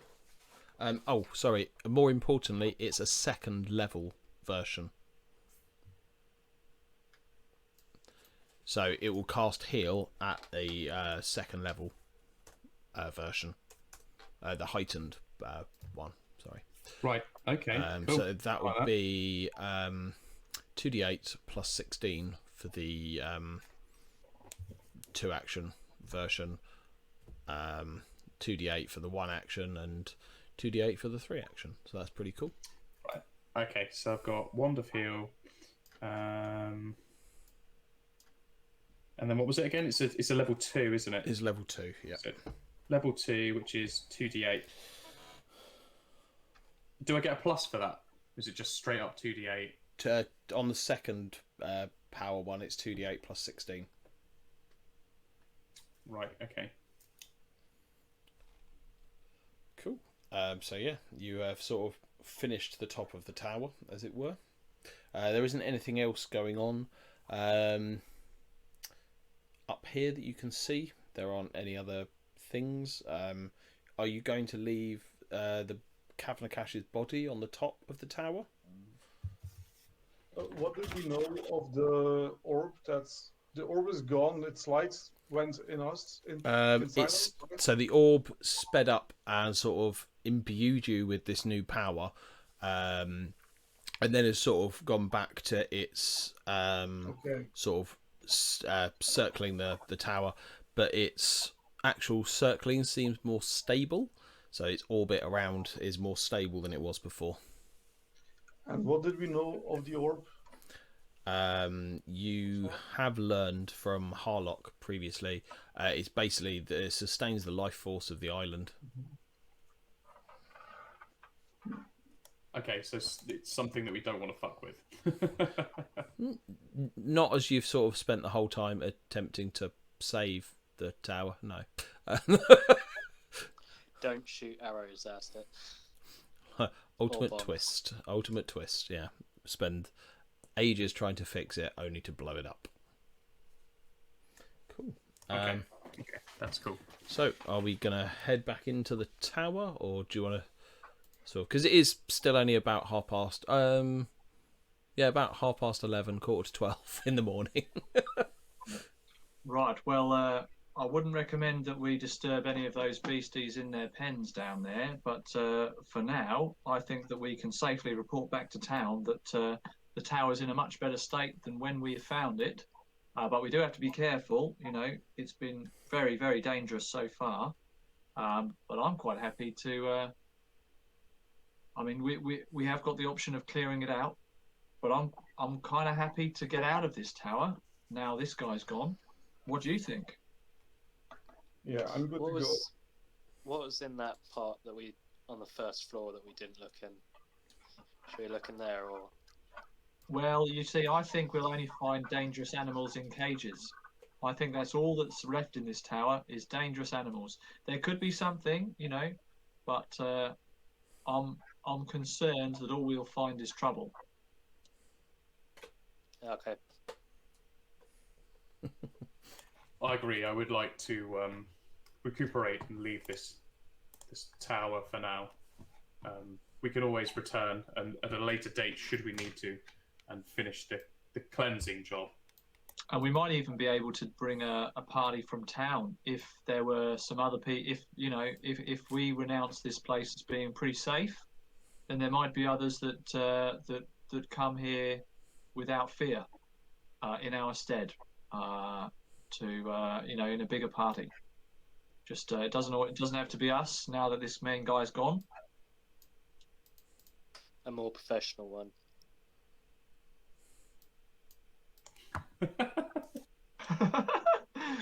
Speak for yourself, but yes. Yeah, maybe yeah, one that involves a ringmaster that's, you know, really quite proficient at fighting, and maybe one that involved this lovely, cute little dog. Yeah, there are some other more worthy people. Let's go down the tower and let's see what's on the floor below us. Yep. Let's see if we can get through the floor below. So you head back down to the floor below, and you sort of know that you completely cleared out the entire of this level. Yeah. There's nothing else that you feel there is anything left on this one. Yeah, that's good. Then we'll go down one more level. Yep. You know, we searched that level. We're fine with that. And down to the first level. And yeah, you arrive back down to the bottom, and you are sure you've searched to the south. There was one space that you looked round and decided to leave to the north, and you know that there are some rather large looking dinosaurs similar to ankylosauruses to the north west. Right, so I guess this has to be a group decision. What do we think? I'm not up for another fight. It's only midday and we've had enough. But if everyone else wants to go ahead and fight these things in the corner, they might not be calm again. They might still be all wound up and you know, imbued with this dark energy. I'm not up for it. I'm up for getting out of here. No, we shouldn't risk injury just for the sake of it. I think we should remove ourselves from this tower. Yeah, let's follow the circus. Let's sleep in the secret room one last time. I reckon we can make good headway and get out of here. Or we could, of course, survey the surrounding area around the tower. What do we remember? So we approached from one direction. Did we get any notes from Harlock about anything around the tower? Was there a nearby village, or is it in the middle of nowhere on its own? It's literally, there's nothing. Much like Australia, most of civilization is on the coast or near the coast. There's nowhere directly nearby that you are aware of. That's absolutely fine. Right, let's get on the road. The circus is missing us, and we might have. I think we said we might be able to just get back in time for a performance. and I actually can't remember how much leeway we gave ourselves, but it wasn't much, was it? No, you have got them to pack up and start moving. Was where you That's left. right. We told them we'd go to the next village. Was that right? Yeah. Yeah, you said that you'd meet them at Escadar, but you will move at a much quicker rate than the whole of a circus will. So they are. You're on your third day since leaving. So they are sort of about almost directly south of the Erran Tower if they've managed to sort of move at a fairly steady pace. That's lovely. I think we'll get a day to ourselves in Escadar. Without that circus, that might be a rare privilege. But yeah, it's up to you whether you want to return to Aberton to sort of tie up any loose ends there before moving to Escadar. We could choose to stock up and gather some resources. And also tell everyone, about everything. Yeah, and there's good food at at Aberton. There is good food, but Escadar. Okay, right, Aberton it is. We'll have to help. We'll have to do our part in helping to move the circus, but that's all part and parcel of it, isn't it? Of course. And so let's start the trek back to Aberton. Cool. I'd say. Yeah, it doesn't take you. It takes you most of the day to basically travel back there.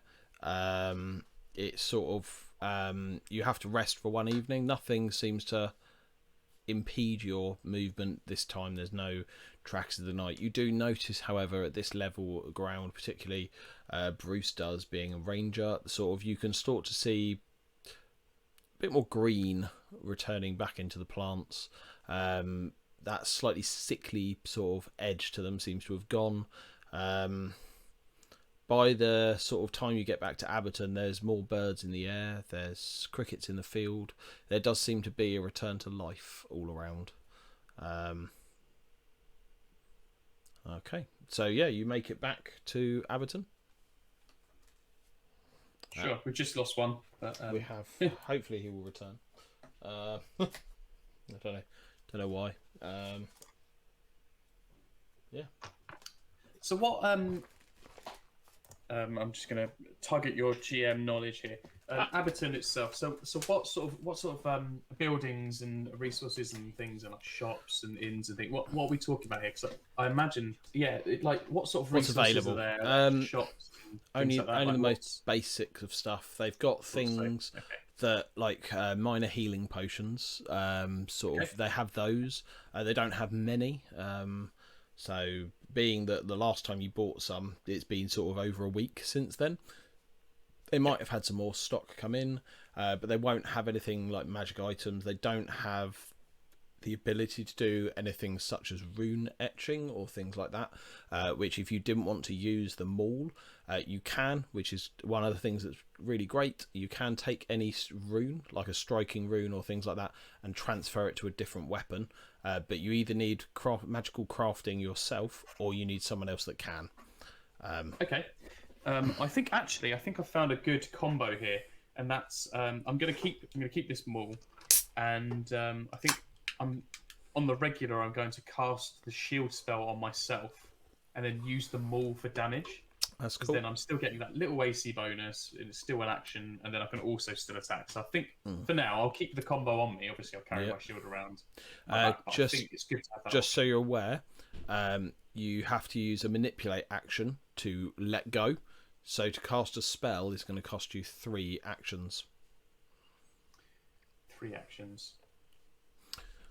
We know now why Claudio has disappeared. It's clearly the internet and power seem to take today to fail every 2 weeks. Yeah. So hopefully he shall reappear. 3 actions. What? Even though it's a 1-action spell. Or a 1 action will take 2 actions. If you're holding them all, you've got to spend an action to let go. Oh, right, because I'm using my hand to cast the spell, aren't I? Yeah. Okay.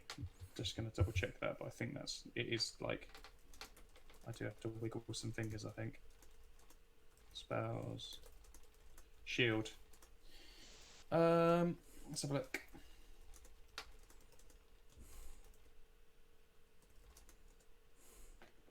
Abjuration, cantrip, force, verbal. I don't think it has any. Just says it's verbal. So if it's only verbal, it doesn't. It's only if it's somatic you need to worry. Right. Yep, it's just verbal. Oh, it does actually say. Here we go. Give me a +1 circumstance bonus to AC until the start of your next turn, but it doesn't require a hand to use. While the spell is in effect. Oh no, that's just referring to the raised shield action. Okay, it's saying it basically does that, but doesn't require a hand. Yeah. Okay. So it's just verbal. So actually, that's quite handy. So that is a very good spell actually for a cantrip. 1 action, level 1. Okay, cool. Okay, I like that. Yeah, I quite like the idea of having that two-handed maul around, so I can use that on the fly. Yeah. So that's the like obviously where How about you, Bruce? Do you Parkcaster. need some arrows? Yeah, I think some arrows. And out of character, like I was thinking of retraining, but Yep. do you know what? I might have just kind of got used to now play. I've never played a ranger before, and although we did sport up some ideas, it does seem like like, I think the skills he's got are quite good. You know, you can swap out Hunter's Edge for an extra D8 on one of your damage dice with precision. Sorry, you can swap out Flurry for precision. But I quite like having a reduced penalty to hit of only -3 on your second hit. The Hunt Prey, sure, we haven't made use of Hunt Prey, but I'm pretty certain that we're going to be outdoors now. We've done our Dungeon Crawl book 1. We're now going to be outdoors. That's how it works, right? Yep. We've been Dungeon Crawling book 1, outdoors book number 2. Yep. That is in fact what the next book is called, is Into the Outdoors. Into the outdoors. A I like it. A ranger's dream. A ranger's prowess, yeah. In fact, each book is based on a class doing really well. Yes. So the one off. I hope that we've picked the right classes, but Luke, you've always got some backup characters in case 4 and 5 surprise us. Strange It's enough, only a matter of time before the class and the story match. Book 3 is set in Mario World to really make use of those bombs. Yeah. There's a homing one. Yeah. There's one that you just tuck behind you. It never hits. So the arrows are 1 silver piece for 10. So you've gone into the local shop, and you can just sort of purchase some up if you wish, for however many you want. Yeah, I'd say that I will purchase a load. As for, like, I've got a magical longbow. We were talking about getting something composite, so I don't have to worry about the range increment. What's a composite magical bow set you back? Something equivalent, but without the penalty. So is it a +1? I've got a +1 longbow. Okay. Yeah, So they have a composite longbow. They don't, however, have a +1 one. However, if you can find someone that knows how, they can sort of help with that. They can transfer that across.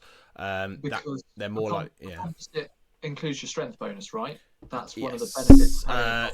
It has a different thing in second. It's called propulsive, I believe, which is very similar. So you add half your strength modifier to damage rolls with a propulsive weapon, as long as you have a positive strength. If it's negative strength modifier, you add your full strength modifier, so it makes it worse. Yeah, he's got 16 strength, you see. 16 strength, 19 dex. Cool. So yeah, that you'd be adding a plus 1, really rounded down. It's rounded up +2. Oh, is it? Yeah. Okay, so it's +2 and a d8. Yeah. So that is better damage, doesn't suffer from the penalty. And you still have on it the deadly d10 as well. So really, a composite bow is a piece of equipment to swap out for this longbow. Longbow is great, isn't it, for longer ranges, open fields, which are They all over the place. both have the same range. Oh, I thought they didn't have penalty. They still have. It still I thought has the the longbow penalty. doesn't quite have the same penalties for range 2 and 3. No, they have. They're the same. So they're both 100 foot, and they both have volley 30. It's the short bows that don't have that. So really, a longbow is just a worse composite bow. Yeah. Yeah, it's outright worse. Then that's definitely something to try and buy. It just costs a lot less at 6 gold instead of 20. So I mean, we'll get a composite bow. Yeah, I'll go shopping for a composite bow. Cool. You're going to keep hold of the +1 longbow to sort of see if you can get that transferred at a later date. Yeah, I think for now, he's got a big enough bonus that without needing to do anything, the composite bow just adds more to damage with a very similar attack roll. And if we do find someone, if we hear of someone that can do anything magical, or that we acquire any jewels or anything of, some sort of power, then we can figure out who deserves what and how we should allocate stuff. Yeah, I mean, I think we need to get your damage up. Definitely, that would be awesome. It's so unreliable. 1d8 is just neither here nor there. When we look at as we said, it's more the crit damage that this dice does.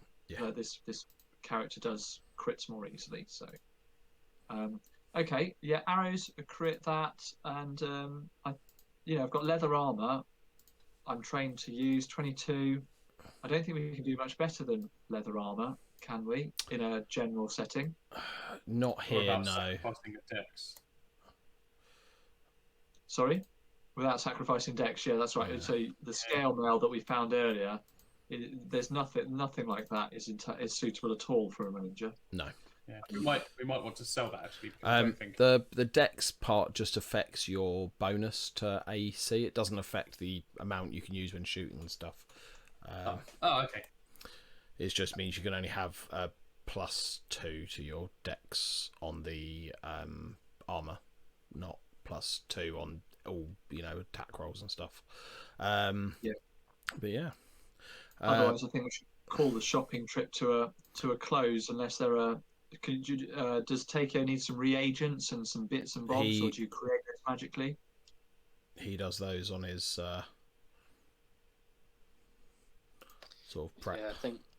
Yeah, I don't think there's much I need to stock up on.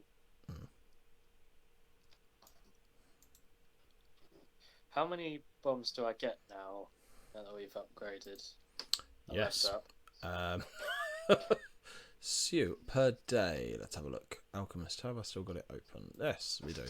I'm currently up to 25 tabs. So you get regents. You can then use those to make the bombs. So it is your level plus your intelligence modifier. So 5 plus whatever your intelligence bonus is. 4. So you get a total of 9 currently. Okay, that's good. Thanks. Okay. So is there anything else anyone wishes to do particularly? Otherwise, there's going to be an event that sort of triggers basically.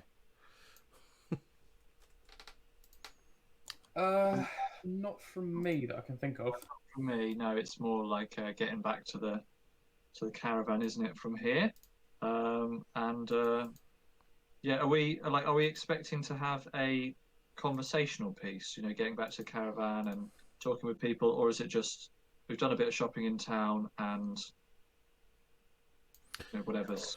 It's pretty much So as you get back in to town, and sort of you've done a few bits, Johnny comes over and sort of explains to you that the clerk Garak would like to see you, and I assume you go with him.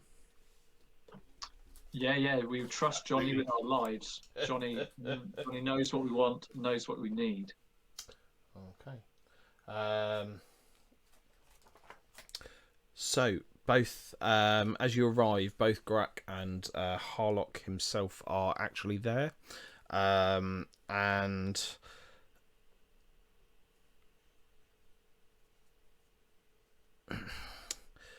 Harlock is the first to speak up, and he looks quite troubled. I see you've sort of, I assume with you being back here, that you've dealt with the creatures at the tower. But although I've noticed some improvements, and I'm sure others of you have as well, I can still sense the general failing. The orbs are in decline. Something else is much greater at work. Something is something much greater is at work that is causing this issue. Oh, no, that is bad news, because that was quite, what a frightful place, that tower, to have lost people on the way there. I just think that was. We thought that was it. We thought that would solve all of the area's problems. What do you think? There's more? What is it? I mean, there remain to be other Aeon orbs themselves. That again, something much larger could be causing this. It has been happening over many years, decades, in fact. This decline in itself, and something else far greater than whatever you've just faced clearly is having a hand in it. I myself, I haven't left this island in such a long time. I have no idea at all what possibly could be occurring, but it is clearly a problem. I mean, my duty now is to repair and purify my my hermitage and return it to its former glory. So, have you heard word of a direction this trouble's coming from? A person, a place?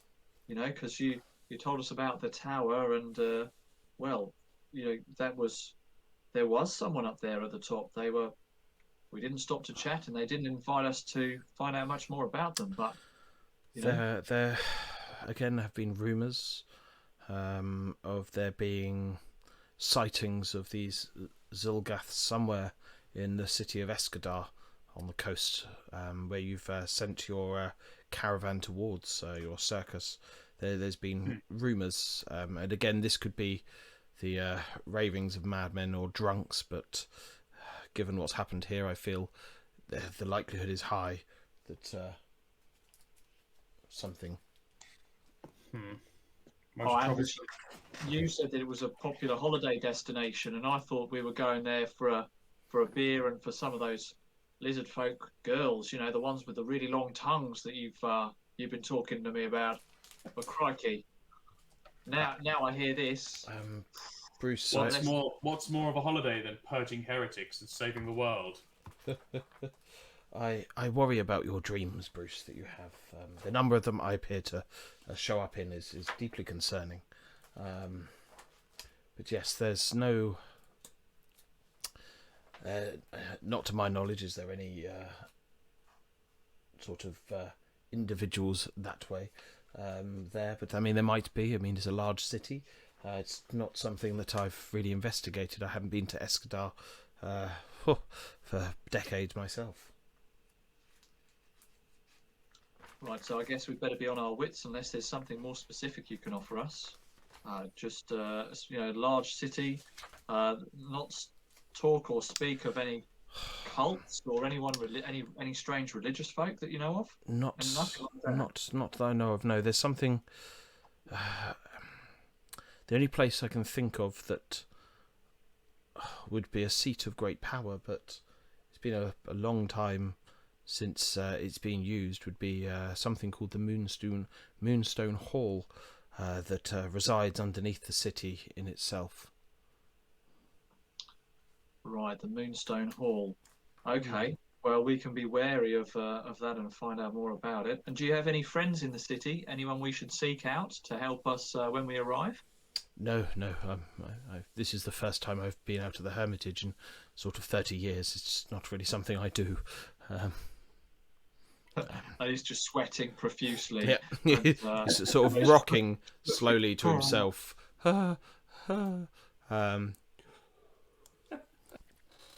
Just sort of every so often puts himself in a little closet, just to sort of chill out. And yeah, after that, Gruck sort of speaks up and there's nothing that I could find that sort of told us what the mayor had promised you. You told me that he had possibly promised you something as a reward, but I can find no evidence of it myself. Something like 4,000 ducats, I remember, but it could have been more. But it was something like that. 4,000 duck eggs. And something about he's got 2 daughters. It was his first daughter, Isabella. That was a very popular girl, that one. It's strange again. I feel that Harlock might be correct with you. Young Bruce he had no children. He had no wife. This is I've been hearing this all quite wrong. strange. Yes. Yeah, I've been hearing this wrong. Someone's been telling me porcupines. Probably Takeo, probably you. Ravings of a lunatic, huh? Well, failing that, I was just pulling your leg. It was just something. Maybe it's the goodwill of the town. Thanks for the performance, and maybe some word of our good tidings to come before us before we arrive. We'll be a few days packing up this. If you have any way of sending letters, then something to preempt our arrival to the mayor of we don't really have the resources ourselves to achieve that, I'm afraid. Okay, sorry. I thought rudimentary communications might be something you backward folk might have.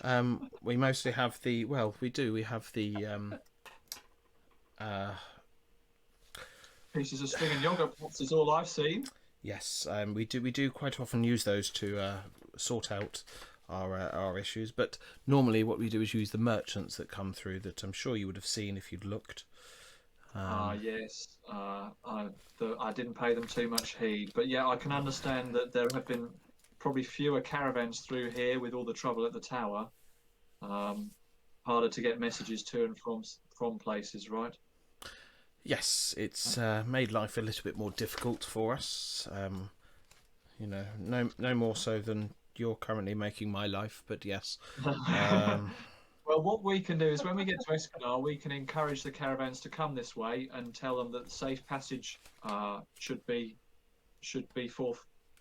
available to them now that we've dispatched the danger. So we'll get ourselves all packed up and head over there. But if you do think of anything in the way of goodwill that might come our way, I appreciate that you're a small town struggling. So don't you worry about a thing. We'll be all right on our own. But good to know.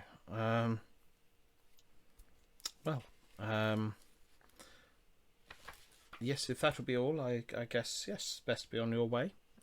And obviously you are all, or particularly Zonk, the quiet one at the moment. You are all always welcome in Aberton for saving us from these many issues that have befallen us, and Nemia herself that was that insane creature that kept trying to poison us all. Thanks for the stay. Yeah, there's as you sort of exit, you see another one of the sort of clerks sort of comes out, holding a small chest, and it's like that small. It's not huge. It is quite tiny. This is for you, and hands it to Zonk as someone that he recognises. And sort of Zonk sort of smiles, looks awkwardly, and then sort of bids him farewell and turns to you, and sort of inside you find there happens to be 200 gold pieces. Sort of Very kind of you all. Thank you so much. Very kind. something has been left for you. Okay. Is there obviously the circus is now on its sort of this is like the end of the day. By the next day, so by the time you've got there, so sort of in like lunchtime sort of thing, dinner, sort of 5-6 p.m. By the time you've travelled here, is there anything else that you wish to do, or do you wish to start to make preparations for Escadar? Not personally. Obviously, I'll say my prayers to the gods and everything like that before we go, and make sure that I'm fully rested and restored and things. Yeah, as part of our preparations to go across the course of the 2 days. Yeah. Apart from that, I think we're all right. Cool. Yeah, probably just heal up and go. Cool. So it's going to take you a few more days to get to Escadar. So yeah, you start to make your way along the sort of south coast, and this journey is rather uneventful. And yeah, you just sort of see the landscape. There's nothing else that really sort of piques your eye. Always to the south, though, you can see the rather large can't remember what it's called now. Corvus. Can't remember what the main island's called. Kortos, there we go. So you can always see that to the south of you, and the rather impressive mountain range. Even from this distance, you can sort of see, given that it's probably about 300-400 miles. It's quite impressive. After sort of 3 days of travelling, resting, travelling, you begin to see in the distance the sort of tired circus troupe that you've sent out ahead. All still seems to be together. You notice Dolus and his men sort of riding around, sort of keeping things together, as it were, and making sure everything's running smoothly. But yeah, quite quickly you do arrive outside Escadar, which is the map that is on the screen.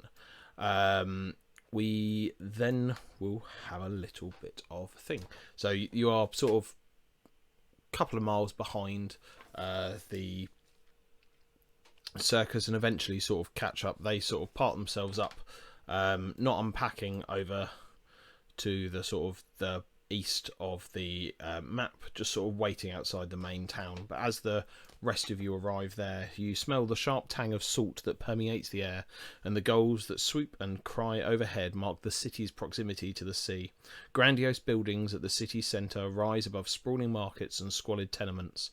Proud ships sail in and out of the harbour with the wind as labourers and travellers mill about the docks and quays. The tide of humanity ebbs and flows throughout the port city. Hawkers pace the crooked streets and shout various offers to passers-by. Fishmongers sing out the daily catch, trapezing in meandering paths through crowded squares. Armed guards in a navy blue uniform with bronze badges patrol the busy intersections, their eyes scanning the crowds. Dirty-faced urchins dart deep underfoot, seeking dropped coins or unattended purses. Walking through the streets of Escadar is similar to peering through the pages of history, as newer projects are built practically on top of older buildings. Foundations, millennia old, support brand new structures, the city growing proud and high. So yeah, that's sort of, as you walk into Escadar, what sort of greets you. As you sort of pass Dolus, heading into sort of the city proper, he's sort of...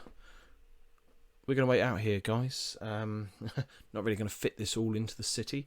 We're going to need somewhere to put our circus, though. I would recommend that's probably something that you sort out, because funds are running a bit low on our circus, and you might want to seek out something for the proper permit, I guess. And the professor at this point speaks up. I would... recommend you try finding the head of the city guard. I guess would be a best one. You know, making sure we get some good relationships going with our local law friends. We don't want any trouble, obviously. And Dollar sort of nods in agreement. Yes, you know, make sure we can sort out our gambling and things like that, and run a good show. We need money. And he sort of I nods. love Dolus. Dolus is such a good character. There's so much we can do with Dolus, especially now that we're a bit more lawless, a bit more neutral, a bit more like do whatever. Yeah, except for the Oracle wandering around. Yeah, who is the literal lawful good of the party. Yeah. But yeah, what do you wish to do at this point? I think what we've done before. I think it's so. What time did we arrive in the day?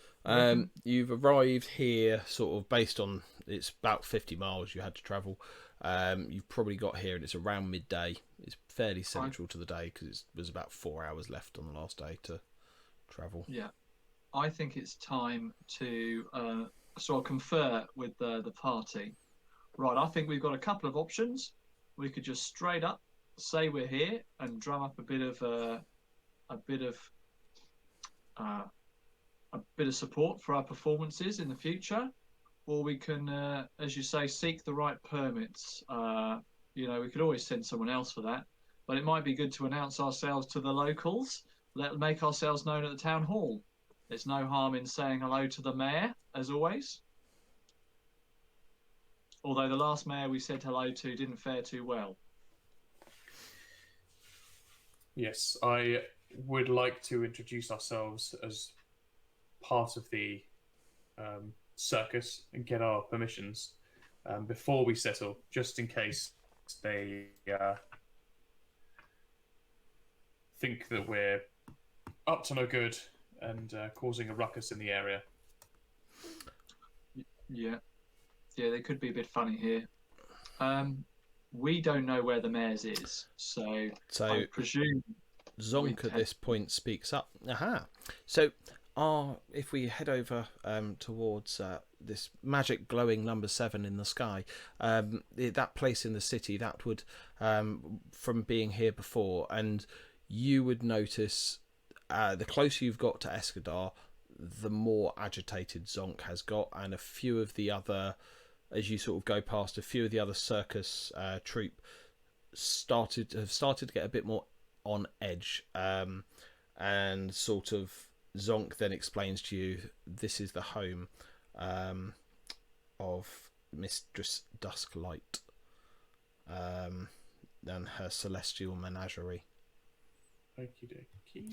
Which is the circus that Zonk and several of the others came from when they joined the Circus of the Wayward Wanderers. Were they?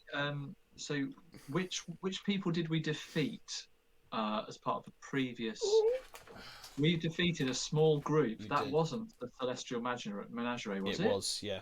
I thought it was, yeah. Yeah. And so is that menagerie just a very big, sprawling band of lots and lots of caravans and circuses? As in, or have have we eradicated them, basically? No. That it's a full-on circus. It's another circus that is very large and well established. Yeah, I think we only took out 2 people, didn't we? You took out 3. Victor Volcano, Leandros was the name of the lion. I can't remember what the controller was, and then Jellicoe. But Jellicoe is the only one that you actually fought. The other 2 you performed against. Yeah, so we might have a problem with setting up our caravan if this is the home of the Celestial Menagerie. You can imagine that they pay the local rates and they keep everyone keep their pockets greased, or their pockets lined, I would say. So their pockets lined, I think, is the better phrase. Yeah, they grease a few palms, I'd imagine. So we might have to be a bit careful how we introduce ourselves. Maybe, but we have got a big caravan arriving behind us, so we can't beat around the bush. There's a lot of people here, and we're here to perform. Let's go. So we'll leave Zonk. You can stay behind. We know that there's been trouble in the past for you. I will definitely be coming with you because Right. if there are any of the menagerie, I might spot them. Right. Okay. Very useful then. Yeah. Absolutely. Well, should we head to this civic centre? Yes. Let's go. Right, Let's do it. follow me. And he leads you through the city, and quite quickly you can see all the different aspects. You can see all the different aspects of the city that's going on. And again, there's all the sort of the ruffians that were described. As you go through the different areas, there does appear to be sort of quite a variety of people. Ranging from, landed gentry, depending on the area you're in, all the way down to sort of the lowest of the low. There's a lot of street urchins. Again, you sort of just catch glimpses of them, hands disappearing into other people's pockets and such like that. But fairly quickly you arrive at the sprawling civic sort of centre, which is known, as Zonk explains, as the Conclave Square. It is a single sprawling structure with several blended architectural styles, and is quite an imposing building. And on the actual building itself, there is sort of several different sort of shields and sort of flags that hang down, sort of indicating sort of the emblem of the city guard. The council, and also sort of effectively a licensing office, sort of like an entertainers guild, effectively. And I mean, yeah, it's got quite a weird one because it has sort of a barrel, which you assume would be a cask. No. Oops. Night, Luke. You have centrally a cask of ale, and then on one side there appears to be sort of a troop mask, much like you would get for an entertainer. And then on the other side there's a fish. So you sort of feel it like this office literally deals with any kind of license you could ever need. Yeah.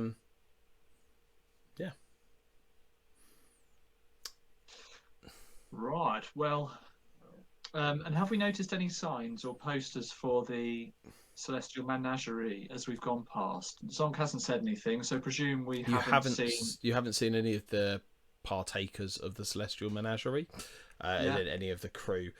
You would have probably seen a few of their posters that sort of just had different of the acts. One of which was Jellicoe, who you would recognise as the slightly insane-looking clown you fought. There is then Leandris and her master, and mostly ones you've seen. There is also what appears to be a tiefling, who appears to be sort of shrouded in smoke. That is on one of the other posters. But yeah, Zonk doesn't shout out about any particular individuals as you go through.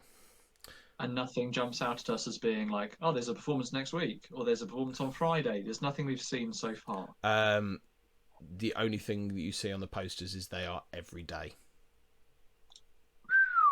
Okay. All right. So we'll continue. We'll go into the this office and we'll see. Yeah. Okay. We'll see that.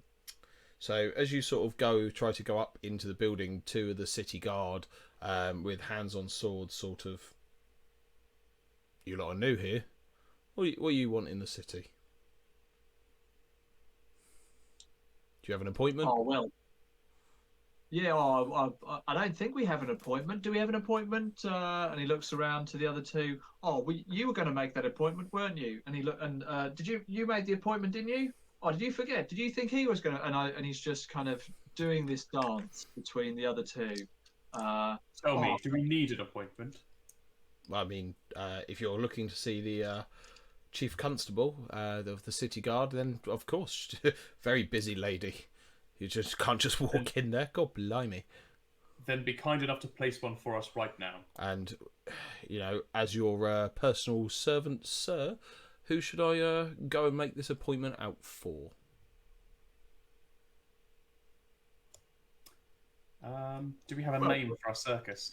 The Circus of Wayward Wonders. That's Yeah. the one. Yes. Bruce Trilby and his Circus of Wayward Wanderers. Okay, well, Dolus would have some things to say about that. Can you roll me a d6, Luke, and tell me the result? Of course I can. Yes. It's a 3, straight down the middle. He comes back out quite quickly, and sort of it is already sort of 12 o'clock by the time, sort of coming up to 1 o'clock by the time you made it here. Well, you're very lucky. She actually even has a space for you today. You know, she's based on the fact that you've got this whole circus thing. She's managed to make a slot for you. It's not going to be till 4 o'clock though. And pray tell, what time is it now? Not a clock, mate. It's like it's about 1. It's about 1. And he points to the rather large and ornate clock that happens to be embezzled on a building opposite. You can always look for yourself, I guess. Ha, no, there's pleasure in asking you to do such things. Thank you for your time. Yeah. So, is there anything you wish to do while you are waiting? Yes, I don't know about the other guys, but I'm a man of a pantheon of many gods, and I would like to know which churches are in this city. If you know that, sorry, I'm like No. making you GM the shit out of it tonight. That's sort of the idea. Just so we have a contact of. Yeah, just so that we've got a contact in this city for things like any religious questions or any aid from such services. Yeah, roll me. I mean, how do you wish to find out?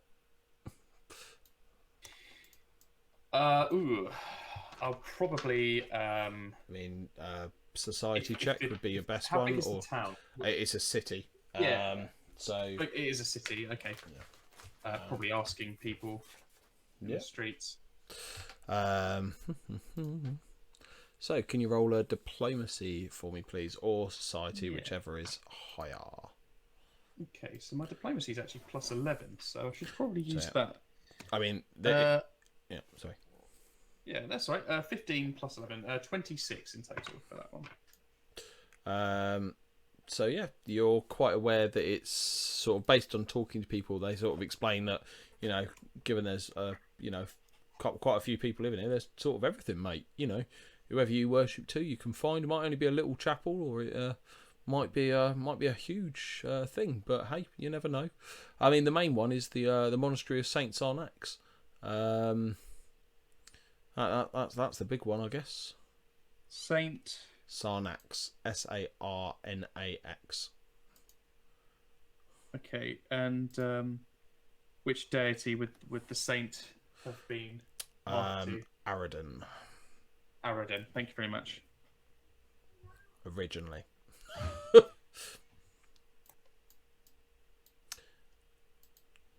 Okay, originally. Okay, yes. He died. He gone. Okay, so I will probably pay them a visit at some point.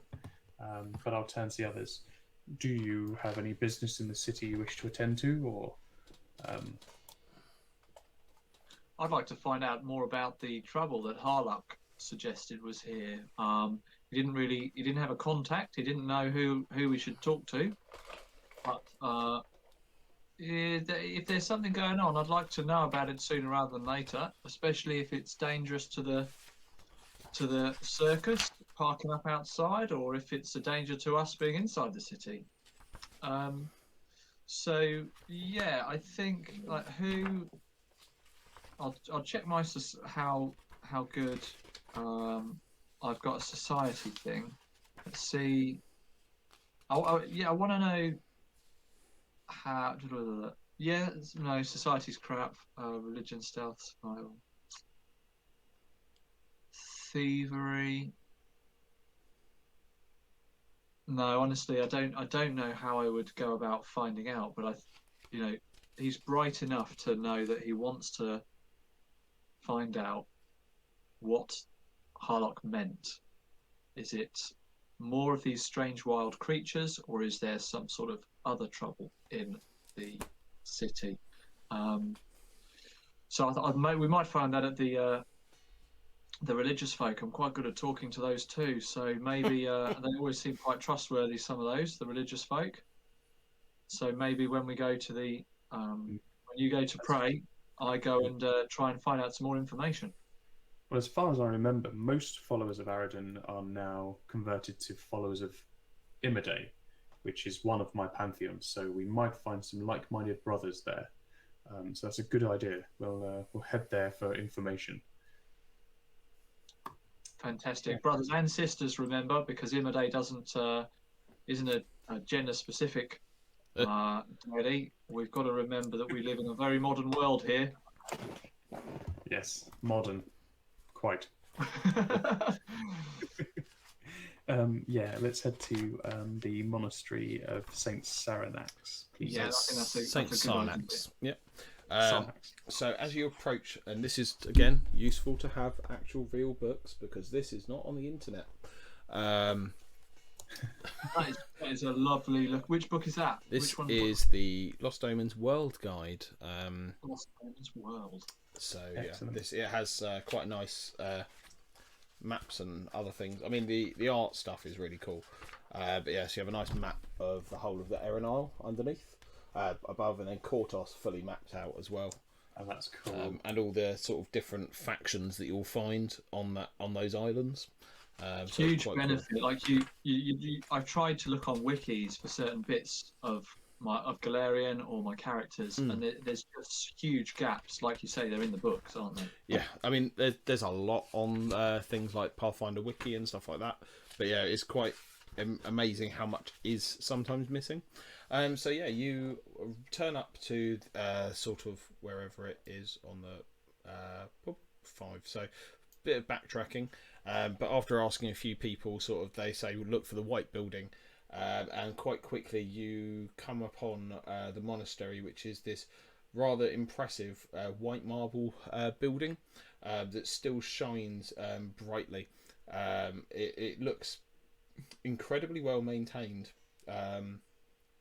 and as you sort of arrive, there are within it 3 elderly men. Are the only people within there.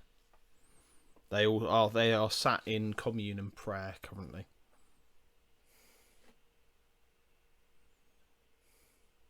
I think this is more your gig than mine, Andrus. I mean, I am good at talking to them, but I can't feign, a devotion. So their appearance, do they have any holy symbols hanging on them so I can denote whether or not they have converted to Imade or not? They appear to be dressed in... It would almost appear ceremonial at this point, but a form of armour. It is golden, and the only... Because they're not facing you at the moment, the only thing you can see is emblazoned on the sort of the pauldrons of their armour is the open eye with wings above sort of what looks like a shining light, which is obviously a symbol of. So they are Aradan. They have the symbolism of Aradan. Yeah. Cool. They're old schoolers then. Hail, brothers. They sort of stand almost in practiced unison. It takes a little while for them to stand, but they turn, and each one is still armed. They all appear quite long in the tooth. They are sort of all human and all sort of mid sort of to late 50s. They are, not spring chickens, and they sort of stand ever so tall, sort of, even though they are aged, and around their waist each one has either a warhammer, a sword, or one of them has a mace. They are all still well equipped, as though they expect to fight anytime soon. There's no additional iconography that you notice on them that would denote any other sort of religion, and the middle one speaks. Good day to you. What brings you to our Yes, apologies for our place. interruptions with your proceedings. So we are new here, travellers, of course, and though my pantheon is not your god is not part of my pantheon, we wish to gain gain bearing in this city, and thought that we would seek you out Of as a course. source of information and honesty about the goings on within this area. Of course. Well, we are a dying breed. We are known as the Knights of the Aeon Star.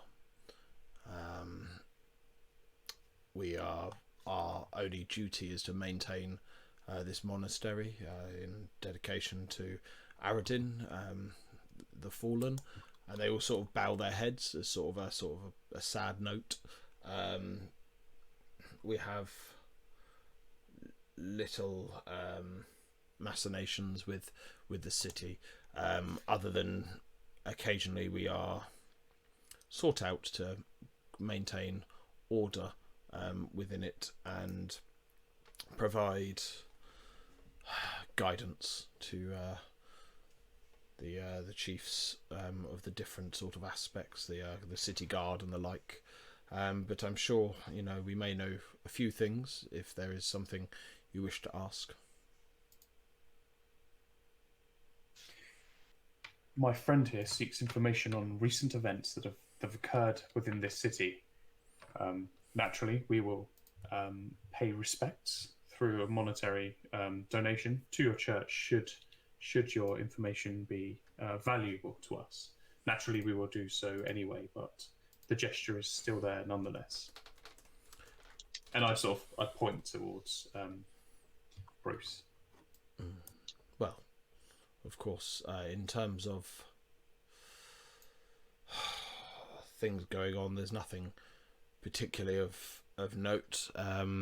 There's been rumours that we've picked up on of things underneath the city in the Moonstone Hall, but we haven't the resources or the time to investigate ourselves. But that's the only thing of trouble, other than the usual brigands and sort of issues that a city of this size faces when trying to maintain order and bring itself up from the depths of scum. Well, that is good to know. You're the second to highlight the Moonstone Hall as a place of interest. Sometimes, though, it is even the small things that can be noteworthy. We've travelled from the tower. I'm trying to find the name of the tower actually. Erran Tower. The Erran Tower, yeah. And in the surrounding area of the Erran Tower, there was plenty of trouble with the creatures there. Have you heard of any trouble with the local wildlife or creatures being changed? Not within the city walls. There's been a few crops failed, but nothing more than particularly than usual. I mean, maybe I guess one or two more than the average, but it's doubtful that anything untoward has caused that. Again, we mostly deal with the monastery ourselves. We've heard whispers from people that come in from advice of strange things being seen within the city walls. A few of the guards apparently have seen things leaving from the wall. But you mean like visions or creatures of the night, like gargoyles or things with wings, that sort of thing, leaving from the wall? No. Sorry, so the guards, have seen things whilst on the wall that are leaving, not leaving from the wall. Sorry. So like outside the city, things indeed, coming and going that really shouldn't be there. Small groups of creatures, possibly much like yourself. I mean, humanoids with a tail, anyway. Yeah, and our goblin friend here. Excuse either him or your prejudice. Depends which way you're looking at him, really. But we know not many travel with a goblin. But he is one of us, and he is trustworthy. And we look back at him, and he's eyeing up the silverware, and he's just putting some stuff inside of his jacket, just chipping off the marble from the wall. Yeah, yeah. Brilliant. He's trying to lift a crown from one of the statues, and he just won't budge. Yeah. But yeah, we seek out the holy because you're so well respected. People confide in you, and so we'll confide in you now. Some of our group are still quite troubled by membership in the past of the Celestial Menagerie.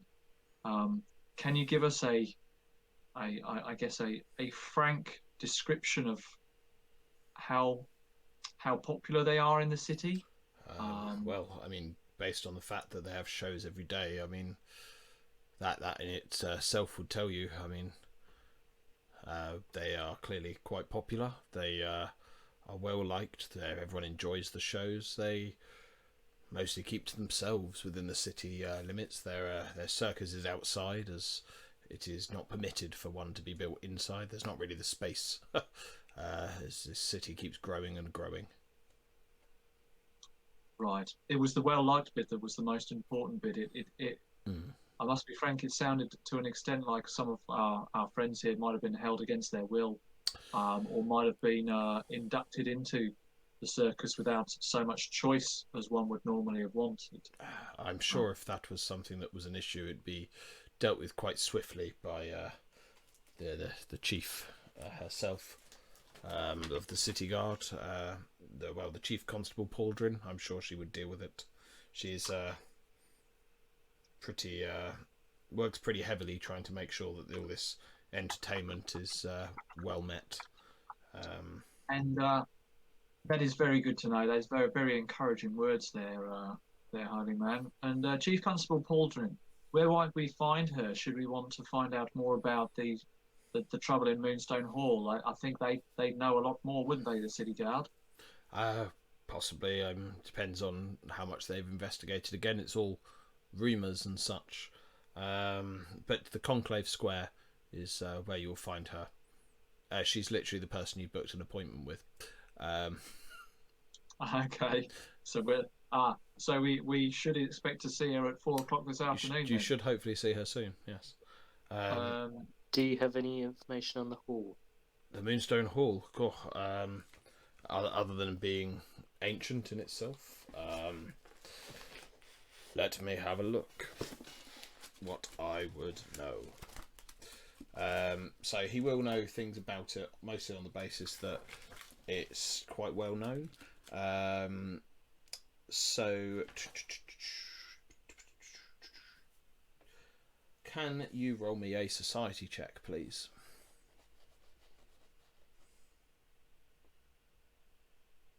It's a 4 on the dice, so I think that failed. No, I'm afraid there's not really much I can tell you about it. I would possibly have to do a little bit more investigation. I would probably recommend looking in some of the records in the halls in the Conclave would probably be your best bet, I guess. Is the Conclave publicly open as a library? Then does it have public access to some things that or do we always have to go through the Chief Constable to find out things? You'd have to be given access. They won't just let you into the records. No. I see. It's I can understand that. You wouldn't want just anyone going through old city records. Yep, I can understand. And again, but we do have our own records here as well.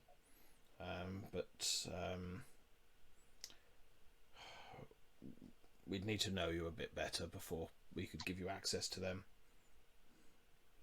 Yeah, I can understand that. What sort of things would your records show? What sort of things do your folk keep note of? Significant developments or events of the past? Are they quite old historical records you have?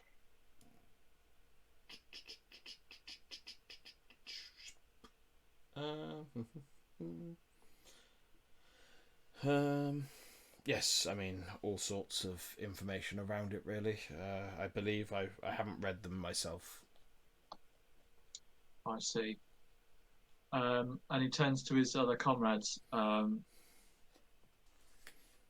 They've been most helpful. I think a sizable donation would be of benefit. And he turns to the old man. You do like the shows, yes? You said they're held in high regard. Well, for what you've given us today, which we are very grateful for, we can put you in one of our private boxes at the circus. We can put you one of the prime positions, best seats in the house. So that explains your interest in the Celestial Menagerie. Then you are a competitor. Good to know. I'm sure, once you've acquired a place for your circus to take place, as you can't quite just set it up, as it were. I'm sure that we will possibly grace it with our presence if we find the time. With just the three of us remaining, it is quite a undertaking maintaining this place in itself. We can provide between us other services should you need them. Right, are you and I turn to Andreas. Are we in the company of healers here? Is this something? Should we get chronically sick? This is a place to come, or are you thinking of something else that your worship offers you? I actually step in and sort of bring you close and whisper and say, "Don't forget that God is dead and they hold no powers. You may have just insulted them."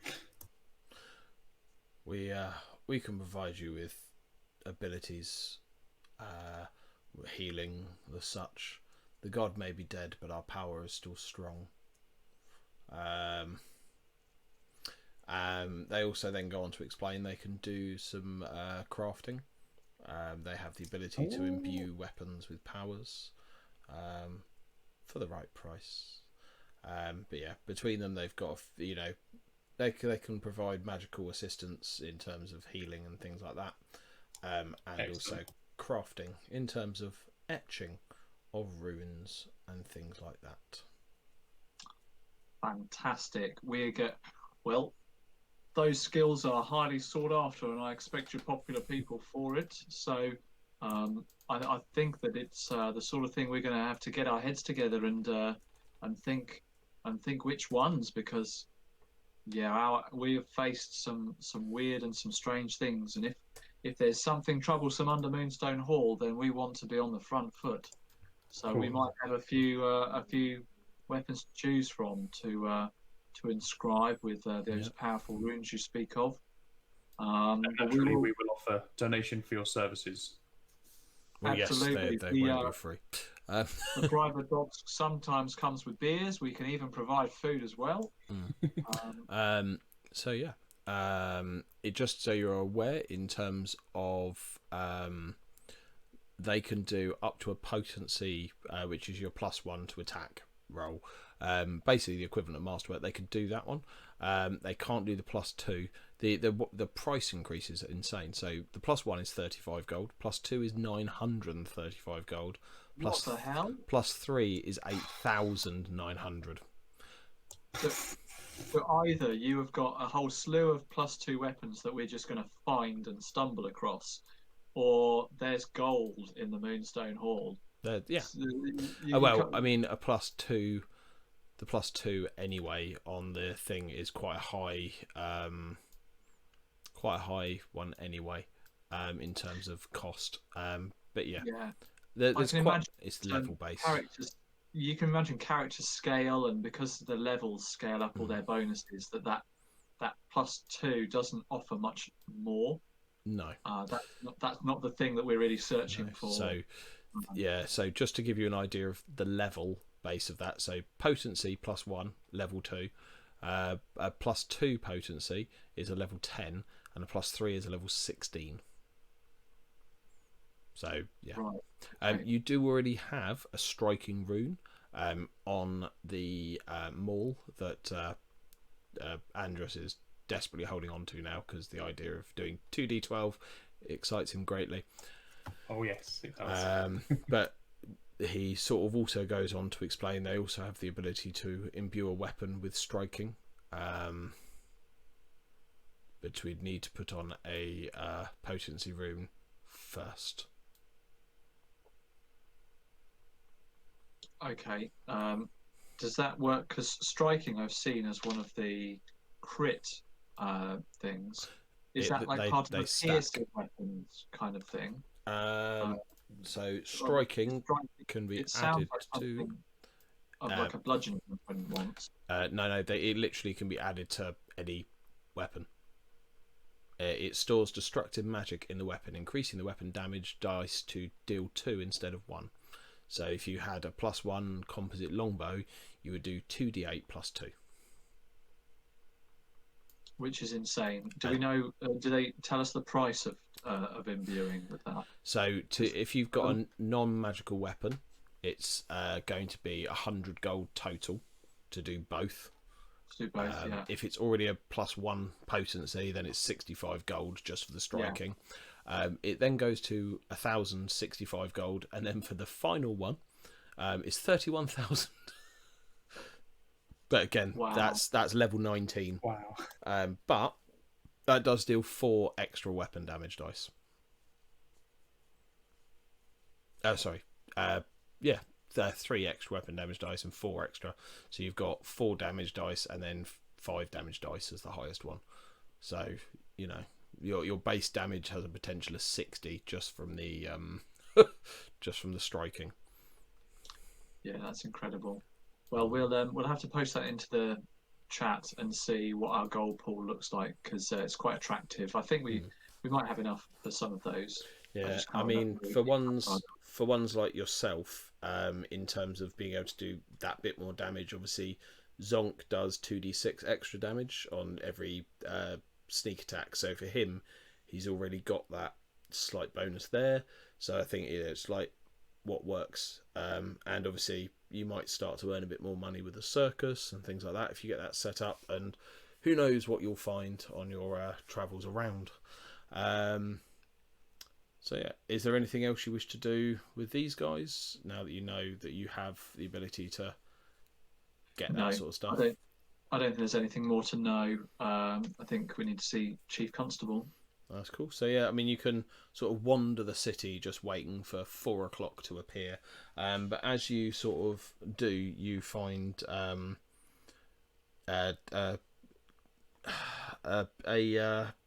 individual known as Darkest Stallet, who again comes forth as a senior constable, based on his tabard that he's wearing and sort of the different denotations of rank, very similar to sort of police style of the extra stripes. He's got lots of stripes. In fact, only has space for 1 more set of stripes either side of his tabard. He comes and collects you. Right, you are the individuals. I've been searching for you. You have 5 minutes to make it your appointment. Should we travel with post haste? Because let's say Poldrin is not one that likes to be kept waiting. She has a busy schedule. No, nor do I, so the feeling is Okay. So Although, saying that, is this going to be really important? Yeah, we're going to end it here with sort of intro into that bit. Sort of he turns on his heels sort of almost instantaneously and just sort of starts walking. He doesn't check to see if you're following, and he marches you straight back to the conclave. He opens the door, holds the door for you, very gentlemanly of him, and then as soon as you are through, steps in and steps forward again to yet another door that opens into a circular office that I'll describe at the beginning of the next session. And that was what a session. Really good fun. Well done, everyone. That was brilliant. You don't know how pleased I am that we're not all dead. Like, I'm amazed. I really was thinking so many of us are going to die, and to actually come through that pretty well as a group. You know, it was close for two of us, wasn't it? Very, very close. It got very But- lucky in terms of Very, that it yeah. just that literal one more hit from him. If those last two attacks had hit both Takeo and Andrus, that Done. would have been Well, that's those dying on the ground, which would then have meant Bruce's turn was spent sort of trying to pick them up and bring them back to life, which then would have been no damage and by well, the no time you damage got- and him walking over to you and cleaving your head. It's it like snowballs, doesn't it? It Yeah. snowballs pretty quickly. it's the action when- economy. like- Yeah. Yeah, when you have downed comrades. Yeah. So you garnered a total of 75 XP because the Pterodon was basically pointless. It was Only because Zonk did so much damage. That Pterodon would have. he nearly had a killed show. he nearly killed it twice. Even like the 3 damage it did to Zonk was sort of like its middle damage. It was not very powerful at all. A distraction, maybe. Yeah, it had the potential to do little bits, but yeah, if you hadn't killed off the Zelgath warriors as well, those on top of Cavnakash, just the action economy swing would have gone completely the other way, which is I think where the battle with the ether spider with the gelatinous cube with the vampire bats was what made that so dangerous. Was just you didn't have as many actions, and yeah, there are a few little bits. I'm sad we didn't fight the dinosaurs. They were quite cool. And that's the thing. Like there were, I'm sure, more. There's more to have in that tower. But the peril that we'd already experienced so far. The odds of you was then so- dying hilariously after finishing the winning. Well, exactly. Yeah, you finish the tower, and then what do? You Everyone die dies, to a little squig off. Yeah. Yeah. But yeah, no, there was well, that's what's quite nice as well. There's only a few things, like obviously the Escadar map that you currently have in front of you. I think I made about 2 or 3 other maps for the maybe 4 for book 1 that weren't already done.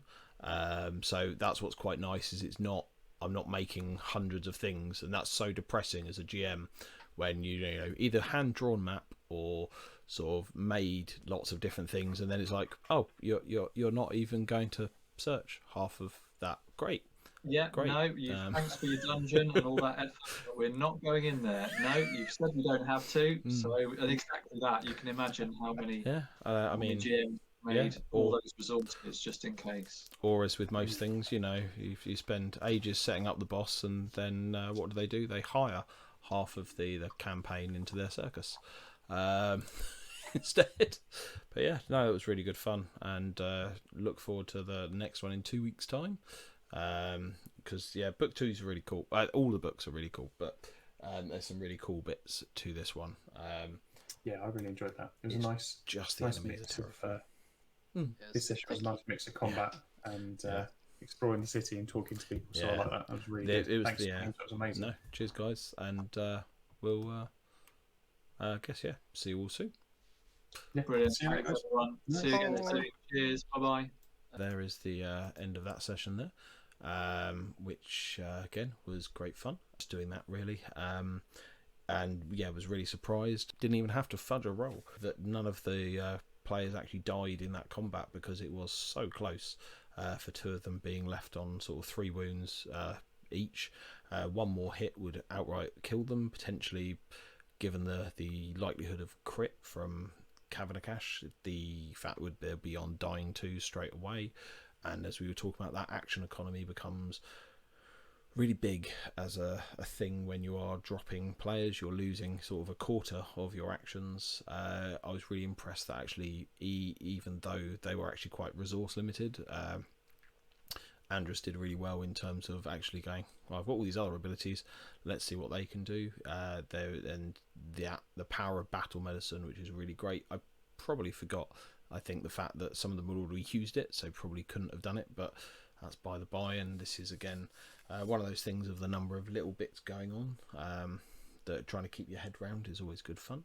But yeah, I really look forward to delving a little bit deeper into book 3 and seeing how that goes. So cheers, and see you for session 21 as we are a fifth of the way to 100.